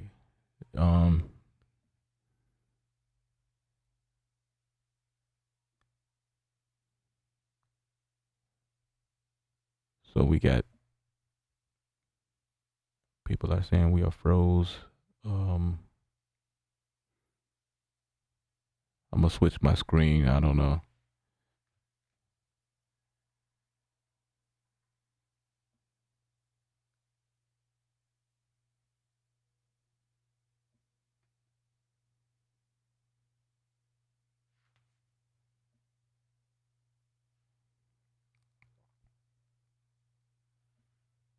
All right, so y'all let me know if I'm still frozen.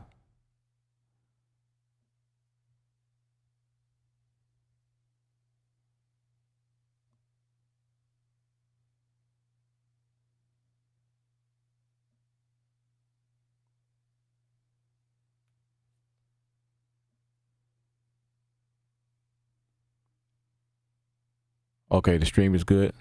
All right.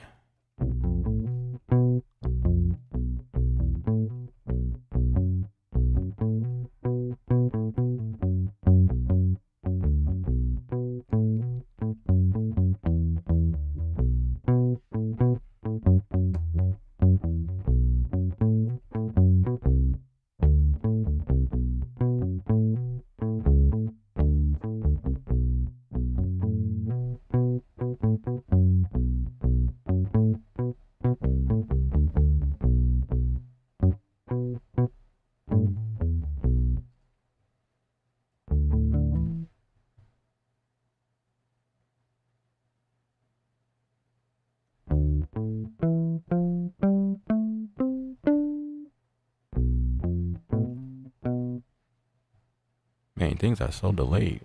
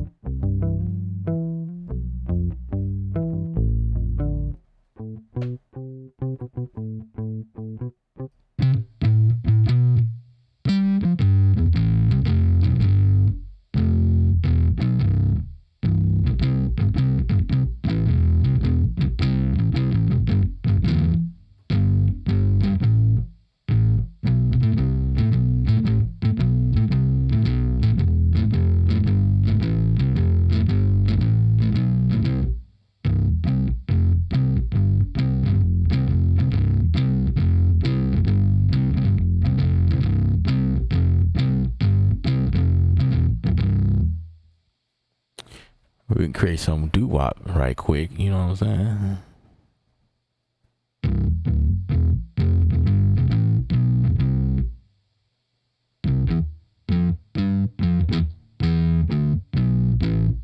I appreciate you guys.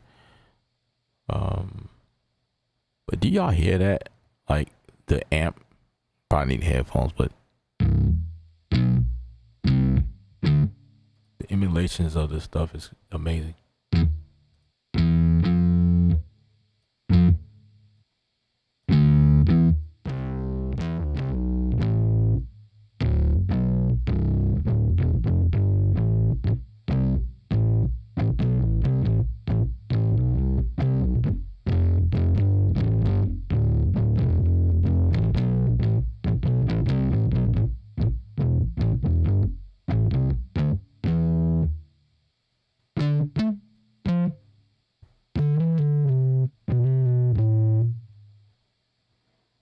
All right, I'm pretty much done going through all of this stuff. There's a lot more I can do, but you know, it'll be more exciting once we get to the new Komplete 15 with the new stuff that's happening. But I hope I was able to show y'all the value, you know. Hit that affiliate link, of course. That helps the channel. And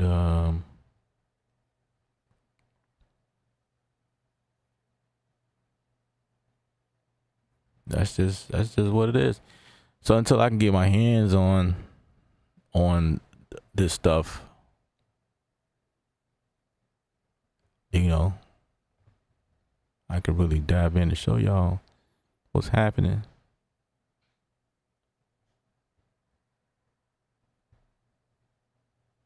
And we definitely gonna be creating some new stuff.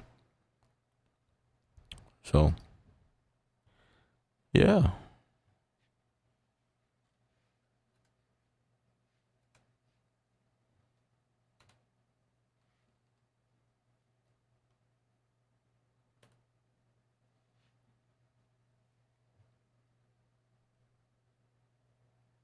Klarna is a beast.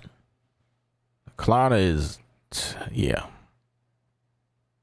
I'm grateful for accounts like that, because it's not like taking out a bank loan, because you know bank loans are so old school and they gotta do all these other things. With Klarna, man, they do like a soft credit check, you know, and it doesn't hurt your credit, and they release a like a line of credit, so to speak, for you to use and make a purchase real quick. It's like, it's no hassle, man. Pay your bill on time, of course, so that when you do that, they increase your balance on how much you can actually use to buy stuff. I try to be careful. You Be careful. Don't be buying stuff you can't afford. But, you know, another one is called Split. I think that one is on Ableton site. Like if you buy an Ableton, they'll let you do that. But that one works a little bit different. Like you gotta have a credit card with that, which is kind of annoying. But that's how I got my update. Like I ain't had no $200 at that time. I'm like, man, I'm gonna so pay $20 a month for this. Like, come on, man. Anybody got time for this? And there's another one. It's a couple of places. And then for those those of you that are working on credit, get a credit card, I guess. Do it that way. Pay a bill on time, and you know. Or you can go to places like Sweetwater. Sweetwater offers payment plans. You can get it at 6 months or 12 months, depending on what they approve you for. You can also go to places like Z-Sounds, which I have an affiliate for, but I don't think Komplete 15 is on their site yet. I have to go back and verify that, but that's another place you can go and grab gear and pay things off in a span of 12 months. Awesome site. And I don't even think they do credit check.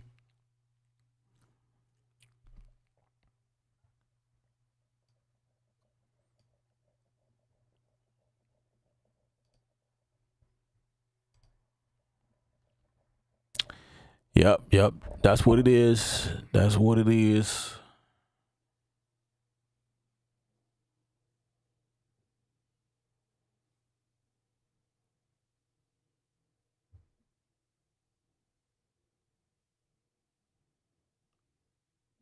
You say, I'm a Vanilla Ice fan? No, I am not.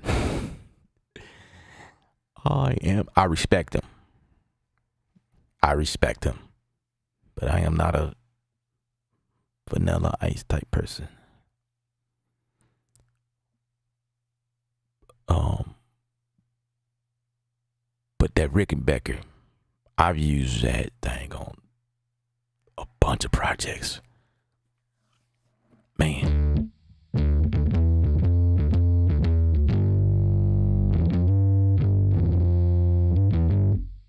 Man, that thing sounds so amazing. Still do. Kind of think of it. Why did I stop? Oh, because some of the presets I was going for sounds like what they was doing in Prime, which is why I started using Prime. That's what it was.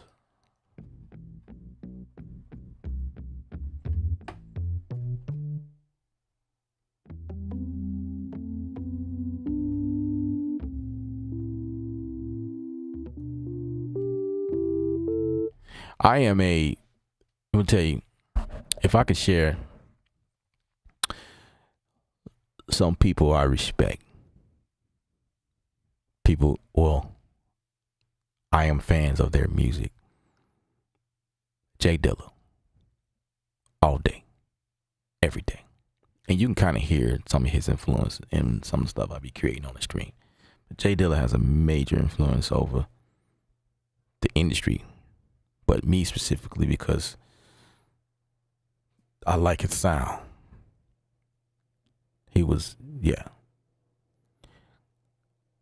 I listened to Knife Wonder. Knife Wonder is like the follow up in that vein. I like that old school vintage, that stuff like borderline lo-fi type stuff. Like that's just kind of where I am with that. But that's not it though. I like a variety of stuff. Like I like Kendrick stuff. Kendrick is fire. His music's fire. His lyric his lyric style is fire to me. Major respect on the stuff he do. Then I love Erykah Badu. she's fire to me. I love um, Mary J. Mary J. Her newest album speaks to me more than some of the other stuff past the 411 record. I think around the 411, like the earlier stuff, I love the older stuff. But then anything after that, her last record was fire to me. I thought the production on that was sweet. I do have my oldies. I am a Motown baby. I love Motown. Love Motown. Which you could probably hear some of the influence once again in stuff I do. Which is where the Rickenbacker bass comes in. That, like, I go after that type of bass sounds, creating stuff.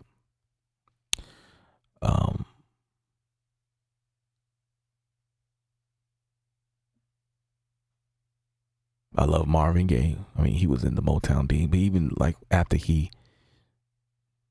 after that time frame, I still liked it, all the stuff that he was doing.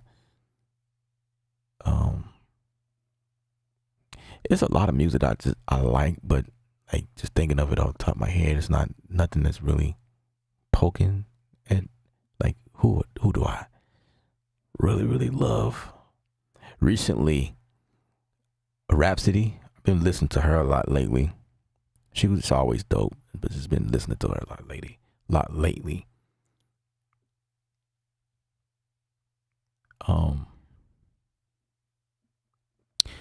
I'm also a pop person. I listen to a lot of pop. I listen to a lot of Afro beats, pop.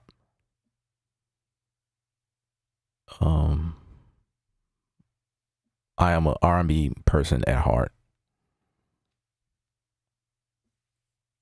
but I love hip hop. They kind of work hand in hand, I guess. I still like a lot of the 90s stuff, I grew up on. So I have, like, the 90s R&B still holds dear to me, dear to my heart. So, like, if you play a 90s R&B joint, I'm gonna roll with that in the car. You know, it's like, man, this joint right here. I just like music, you know. It's kind of hard to say what my favorites are.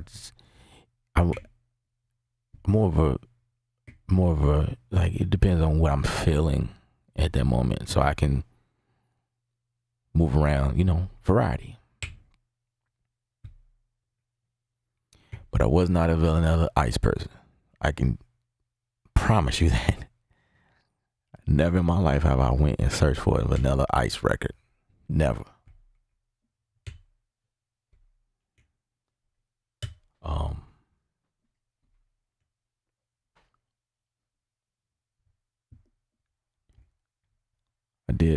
I did like a lot of Aaliyah.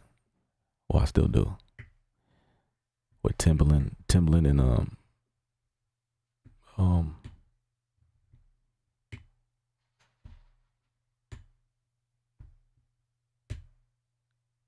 yeah, Justin Timberlake. Now I would say his newest record was, like, crazy to me. Another person I like is Janelle Monáe.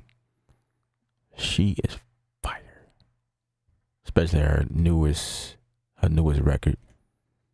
Her stuff is amazing. I would listen to her entire album back to back,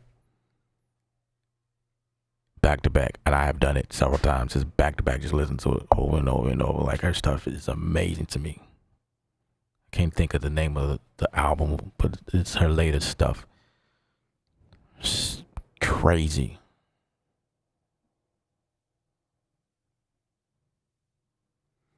How do I go from being inspiring to being a a professional producer. Um,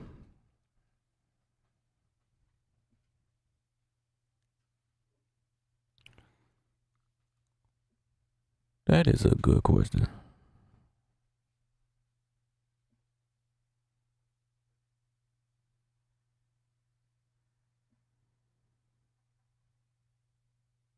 That is a good question.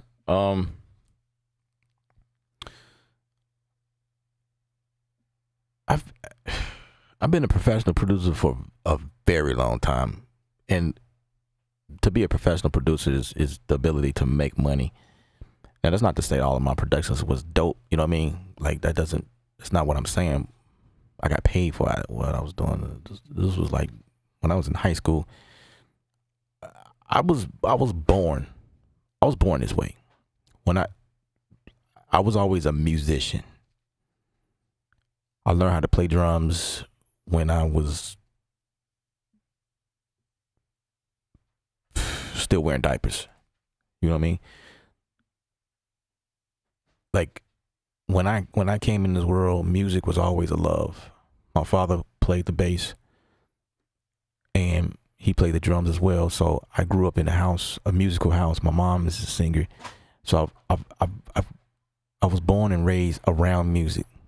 That we was regular churchgoers, so I was around instruments all the time, and so music was always a part of my root. And then when I got older and started trying to figure out exactly the direction I want to go in, along the way I fell in love with some music, and it was really R&B was my first love. I just loved the sound of rhythm and blues, loved the sound, and when I got my hands on a device that can record and do tracks, it was this keyboard at the church at the time. I think it can only record up to 8 tracks at a time, and I just figured out how to make tracks in that thing. And it was always in me to want to make music. I started making music for some of my buddies and friends and stuff like that, and then we put stuff together. They'll come over to the house and record, and then we'll, like stuff like that. And it just one thing led to another. I had a buddy who lent me his keyboard. It was a Korg Trinity keyboard, because you could record in there. And then one day I've acquired a Korg Triton. At that time, my girlfriend bought me that, which is now my wife. She bought me that keyboard, and that is what I used to track everything. And then I had the MPC 2000 at that time, and then I would go to the studio and track those out, like dump them out to a ADAC tape machine. That's the studio I went to. Man, I missed that sound. It was, analog, thick sound. It was amazing. That was ADAT. This was VHS tapes. Well, that's how we was doing things. But I had the machine, not the machine, but the MPC MIDI time code sync with the Triton locked into the ADAT system. So when I hit a button, they all link and sync at the same time. And that's how we used to do things at that time. And then, throughout that time, it's like I will create stuff according to what the music was at that moment, being inspired by the records that play on the radio, and get artists who come to me and say, hey, I want you to make me a track that sound like this. I bet. So I do that. And then, that's how that happened for me. Getting paid to do that.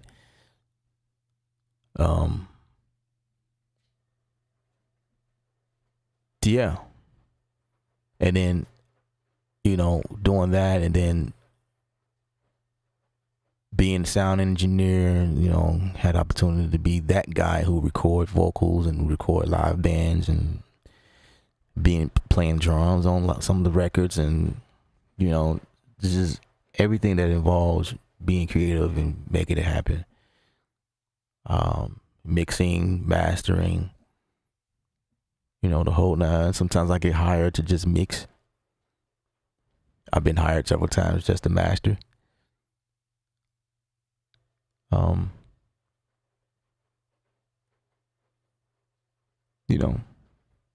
I've been hired to fix vocals, vocal correction.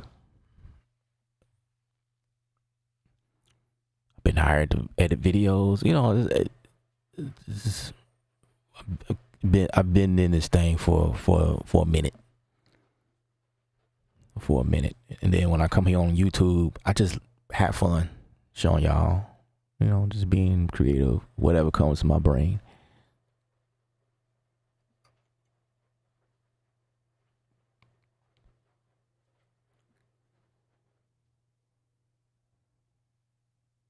I see quite a few of y'all are starting to reminisce on y'all favorites.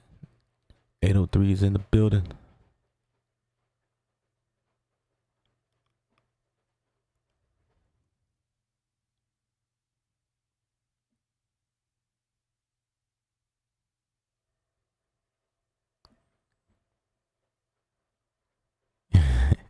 Back to life, back to reality.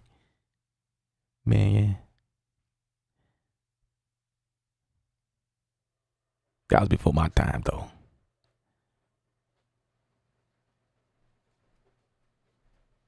But I respect it. I respect it. I used to love old school jazz, infused hip hop. That Guru Gangsta used to do. Did Soul to Soul. Every break over the U.S. back in the day. Man, y'all telling y'all age right now.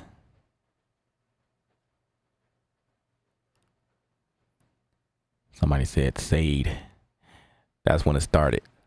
Sade is the queen. Actually, it started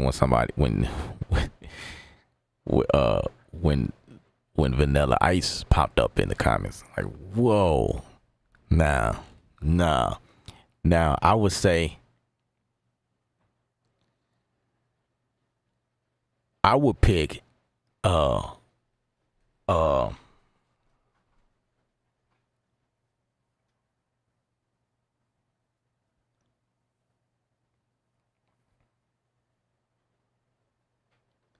I'm trying to think of this group.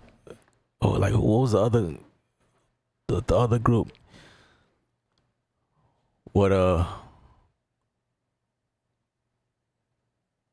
was it? DJ Ron and I wasn't Grandmaster Flash in there, right?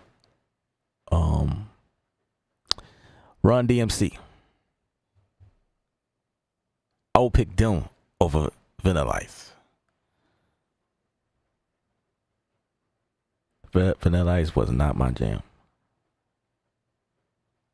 But of course, all that was before my time. That was before my time. But like, I respect the music. Sounds of Blackness.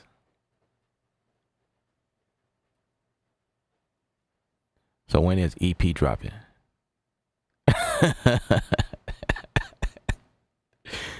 That's a good question. Soon.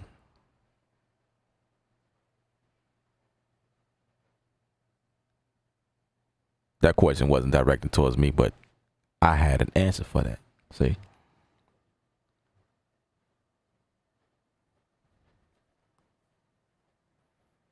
Furious 5.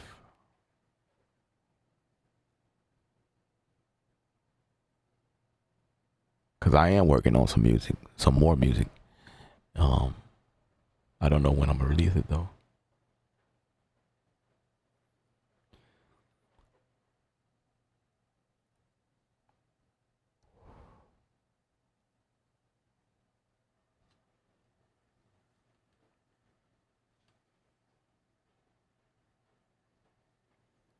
See, my era was when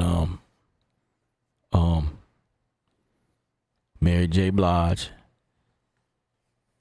We got Faith Evans. That was my era right there. Tupac wasn't one of my favorites, but it was like I listened to him. He was decent. You know what I mean? I like what he was doing.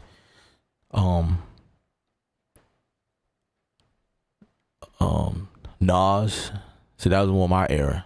When Nas came out.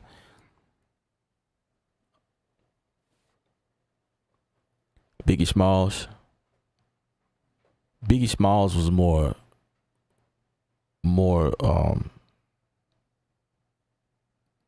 mainstream. Like his stuff was more mainstream. I grew a liking of his stuff, of course. It was all a dream. You know, and then of course Diddy, the stuff he was involved in at that time. You know, that era is where I started growing a likings to some stuff. You know, and then you got your Keith Sweats, and then your R. Kelly. I still love R. Kelly older records before he started doing the Chocolate Factory. I didn't really care for the Chocolate Factory. He just went off the rails with that stuff. Like, I wasn't like a house music type person. Like that was the market he was after. But his old records, like with Bump and Grind, those records around that time, oh, those were some of my favorite. Boyz II Men was in my time. I used to love Boyz II Men. Jodeci, it was a couple of things I liked from them, not too much. Then you got, man, now my brain opened up and now I'm remembering some stuff now. Then you got Joe. Joe was in there. There's like a couple of stuff. Maxwell was in there somewhere. It was stuff I listened to, not a go-to, but it was stuff that come on the radio. It was like, okay, this is cool. Maxwell was actually a little later on though.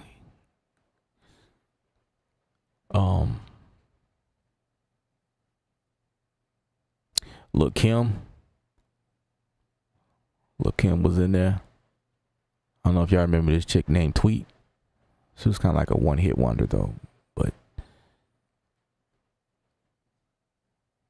she was doing some stuff with Timbaland at that time when, you know, around when Aaliyah was pumping records.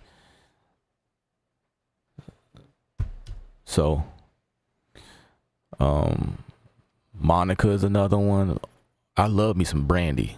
I got to tell y'all, Brandy was my girl. Her records was dope. That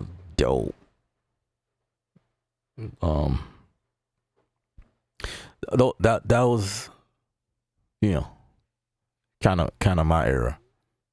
Stuff I grew up on. And then I just grew likings to older records, you know, just over time, which is why I can say I love Motown.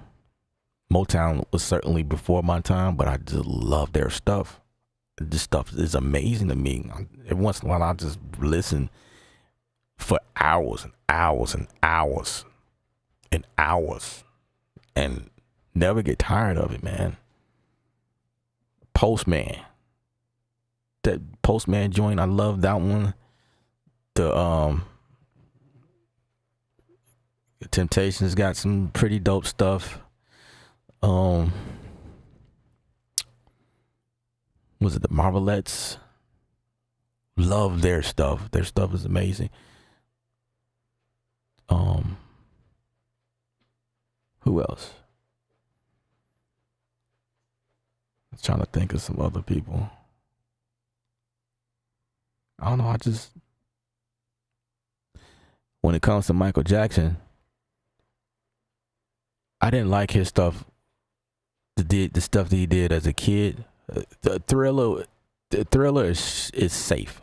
That record is just safe. There's nothing I will go and pull up. But his stuff when he got older,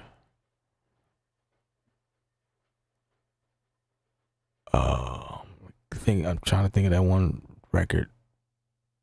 Like I love that stuff when he was a little bit more established and he had already changed his skin tone. That stuff is stuff the production quality level on that stuff.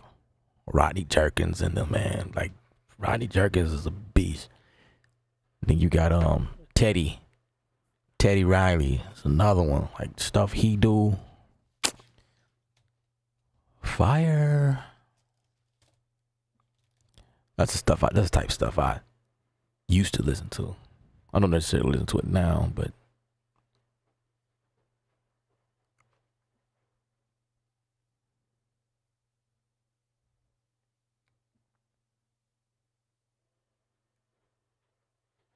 MC Hammer. Whoa.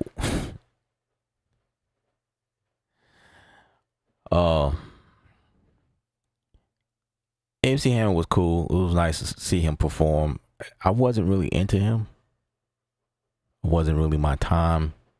But I can't really say that because I already told y'all I love Motown stuff. But I respect them.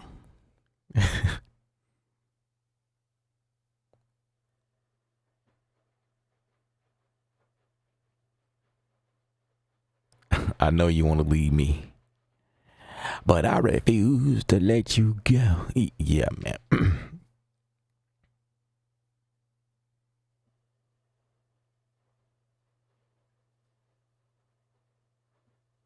And y'all done start typing lyrics in here and everything. Barry said Dilla all day. I'm trying to tell these people. Dilla all day. J Dilla all freaking day, bro. That's what it is. That's what it is. When it's all said and done, Dilla takes the crown. Wasn't Bone Thugs and Harmony around? Yup, it was. There was. I had all the tapes, bro. I had all 8 tapes. They were my favorite. One of my favorite. What was unique about them was they were like this thuggish group, but they harmonized on everything. I loved it, man, because I told y'all I'm an R&B head. So when they came out with the rapping, like how they the smooth rapping, it is the way that they articulated themselves on the records. Though now what happened to them was messed up though, because I wish they kept. You know what, they put out a couple of albums, I think, and then for a long time I didn't hear from them, and then they tried to do something else later on, and it was like they lost it. They lost my interest. Like I don't know what this is they trying to do, man. It's like they got too old, to try to do stuff. It's just this stuff don't sound the same.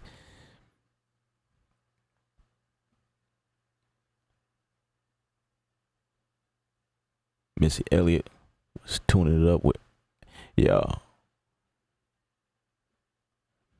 Missy Elliott is definitely the GOAT. Dilla took music production super high levels, absolutely. One of the rappers I like listening to includes Common. At that time, Common was, it's one I'm thinking of. I can't remember. Common, and then there was another one was like a conscious type. He's not really rapping now. He gotten into this Asian style where he karate. I'm trying to remember his name.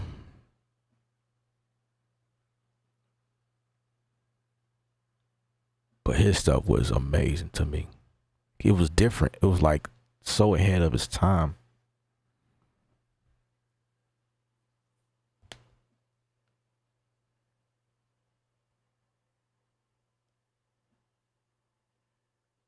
I gotta get off this dream. We've been on here for a while.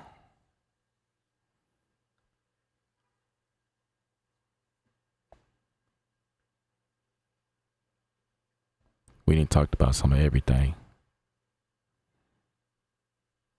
I appreciate y'all. You guys were amazing.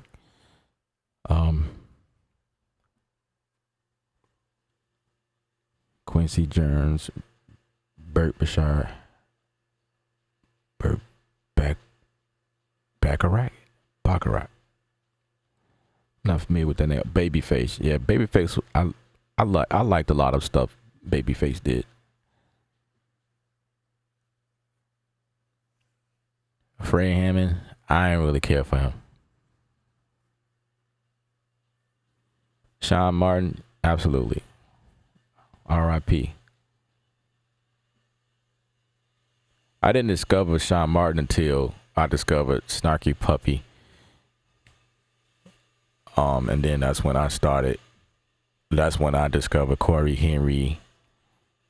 And then from then I just kind of followed them. This was, I don't remember what project that was, but this was, Corey had that baby face right then.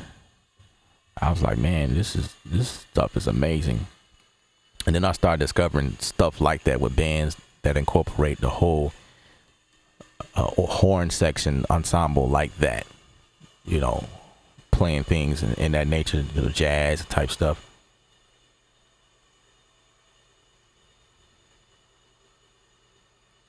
Well, Barry, you said you're glad you didn't fall asleep.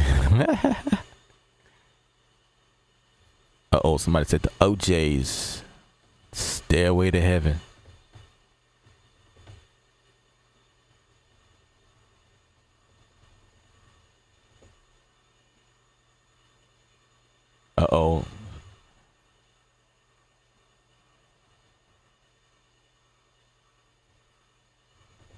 Somebody mentioned Warwick.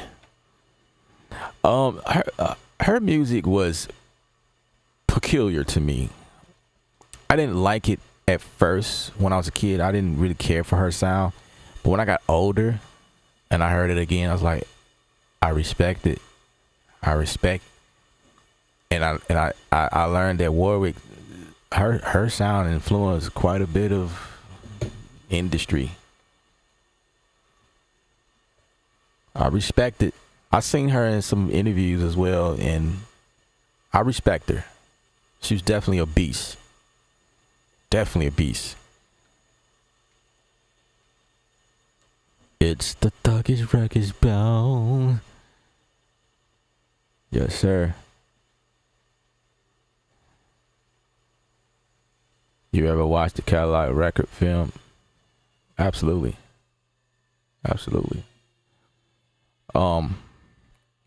Fun fact about the Cadillac Record film.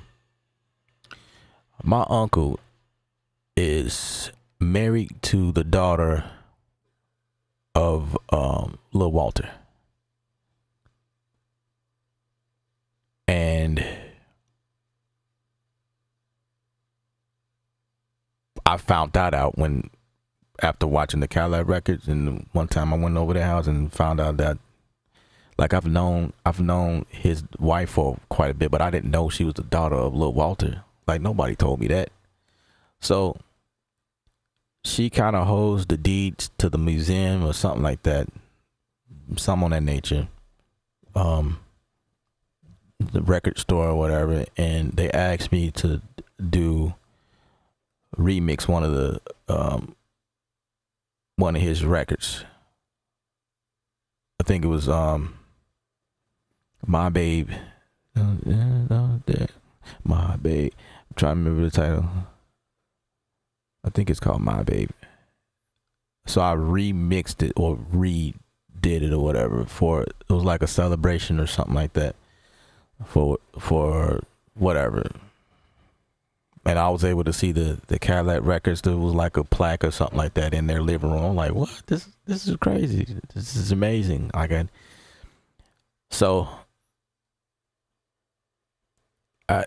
In saying that, the mom was there. I don't remember her name, but the woman that was married to Lil Walter is my uncle's wife, the daughter, right? And I was just like I ain't gonna say starstruck, but I just thought it was really interesting how like my family was entwined. And she told me that some of it was not accurate, but of course you got to make it entertaining.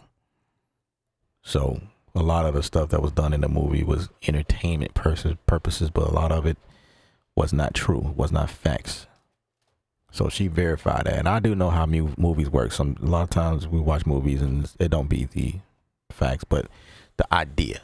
If you get the idea behind the movie, then you can, you know what I mean? So that was kind of cool.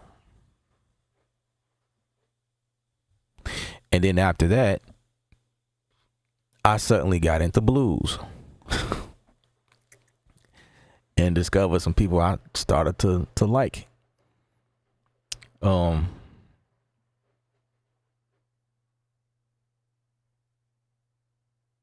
Like the Howling Wolf. What is his name?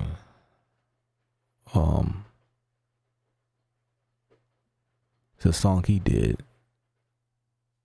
The guy that's in the Cadillac Records, the one that was on the guitar, like the real tough one, that one. The song that they performed in that film, I fell in love with that immediately. So from time to time, I'll go and look up that song and listen to it. Oh yes. There's something about that song. It's like it pulls. And then I'll listen to stuff around that. Like I love like the foot stomping type stuff. And then like if there's organs somewhere in maybe another tune, I like the organic vintage old school organ playing. Like church or whatever. Like when churches was built in wood. It's like I don't know, it's something about that. Like I like that versus like all of the chops they do now in church. But it's something about like the tone of the organ and like the rumble that happens. And there's a few people who still play like that. Like that old school, like some people in Chicago. I'm going down a rabbit hole. I'll be forever.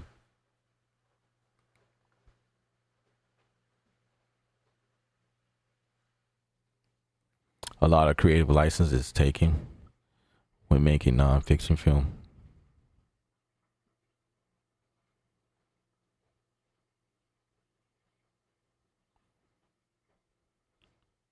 If anyone wants to jump on Discord after the stream, let me know. Let 803 know if y'all want to jump on the Discord. The link is in the description as well, guys. And they're a big artist that on paper you should like. You'd never have. For me, it was Prince.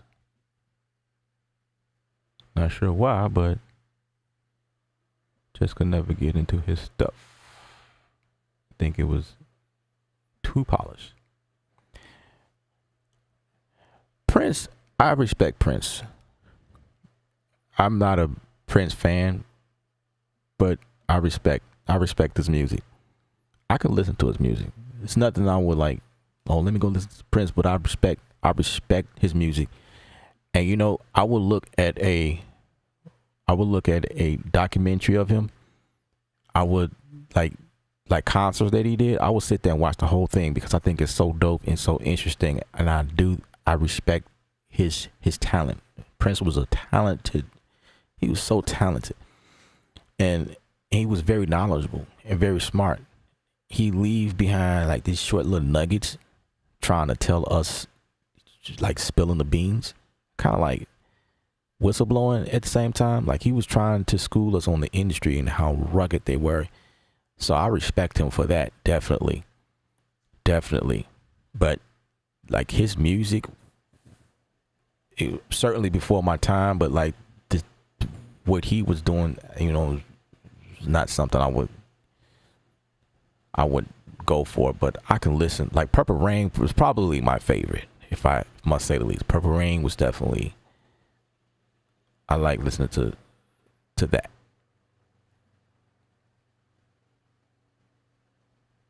But a lot of his stuff was like fast paced. Like if you're gonna listen to some Prince, you gotta go find you one of those blouse shirts with those high shoulder things, and then you gotta be ready to do something like this.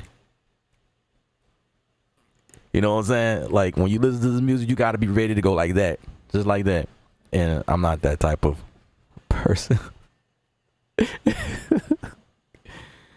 Yeah, man. But I have major respect for him.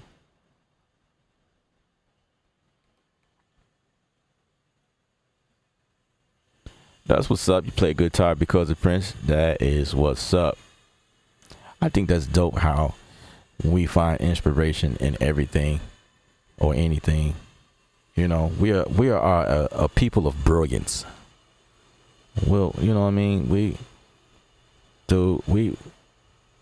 We find inspiration anywhere and create something new.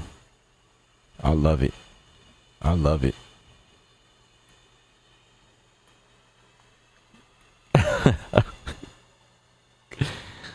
Oh, we having too much fun. Too much fun. I appreciate all the likes. Real talk. I just only hopped on here to just, have fun with you guys, talk with y'all, see what's happening. We was talking about the complete stuff, the contact stuff, and what's in there and what is to come. And I went and did some demos of some stuff. Some of the questions took me to other areas of conversation. We just kind of been all over the place, which is great because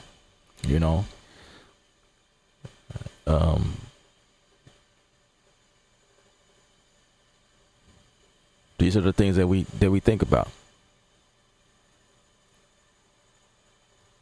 Experiences and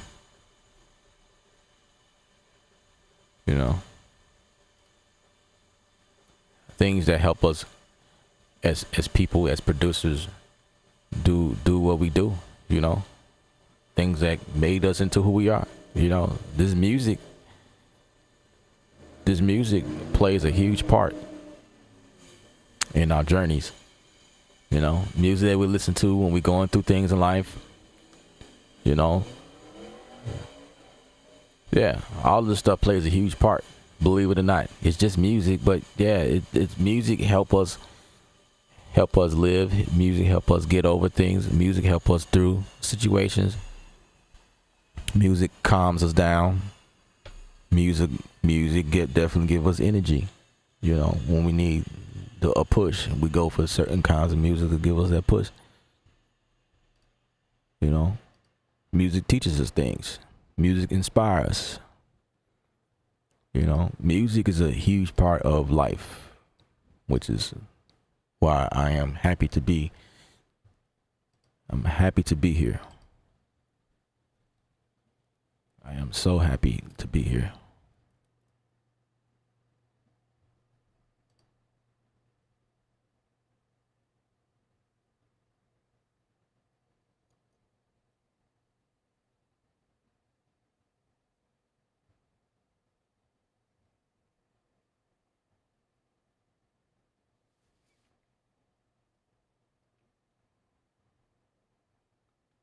Man, I have a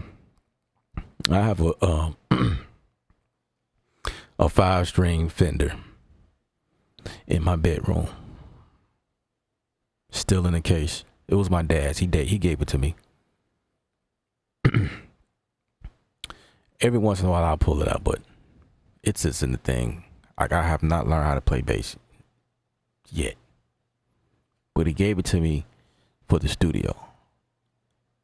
It's like, in case somebody come over and want to play bass, or if I come over, I know you got a bass. I was like, cool. I probably need to change the strings on it. That's probably wise.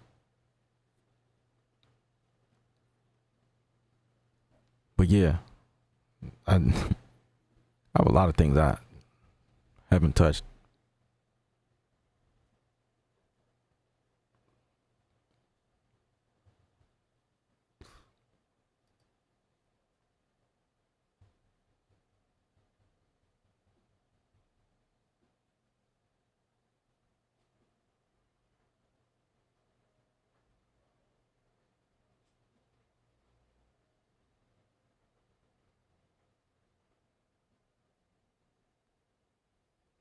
One of the local legend was at the last show and gave me a beautiful compliment on my playing.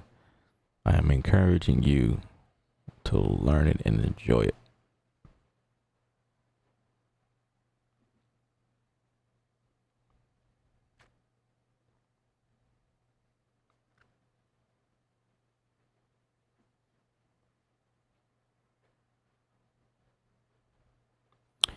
That's what's up, guys. I cannot wait to get in the position where I do these streams and I got a nice lineup of instruments just on racks and stands behind me. You know, that'd be the day. That'll be the day. And my drums in the background. It's coming. It's coming real soon. Hopefully by next year, we'll be in a different scenario. And then I can finally show y'all this box I was doing everything in. Y'all gonna be like, how do you find inspiration? Yeah, bruh, I make it happen. I do the best I can.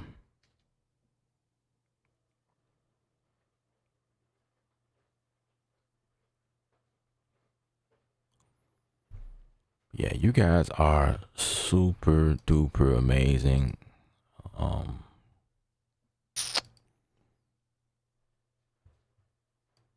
going to end the stream. I have to eat before I pass out. We're not gonna do 7 hours like we did the other night. No siree. But you guys have a great one. And until next time.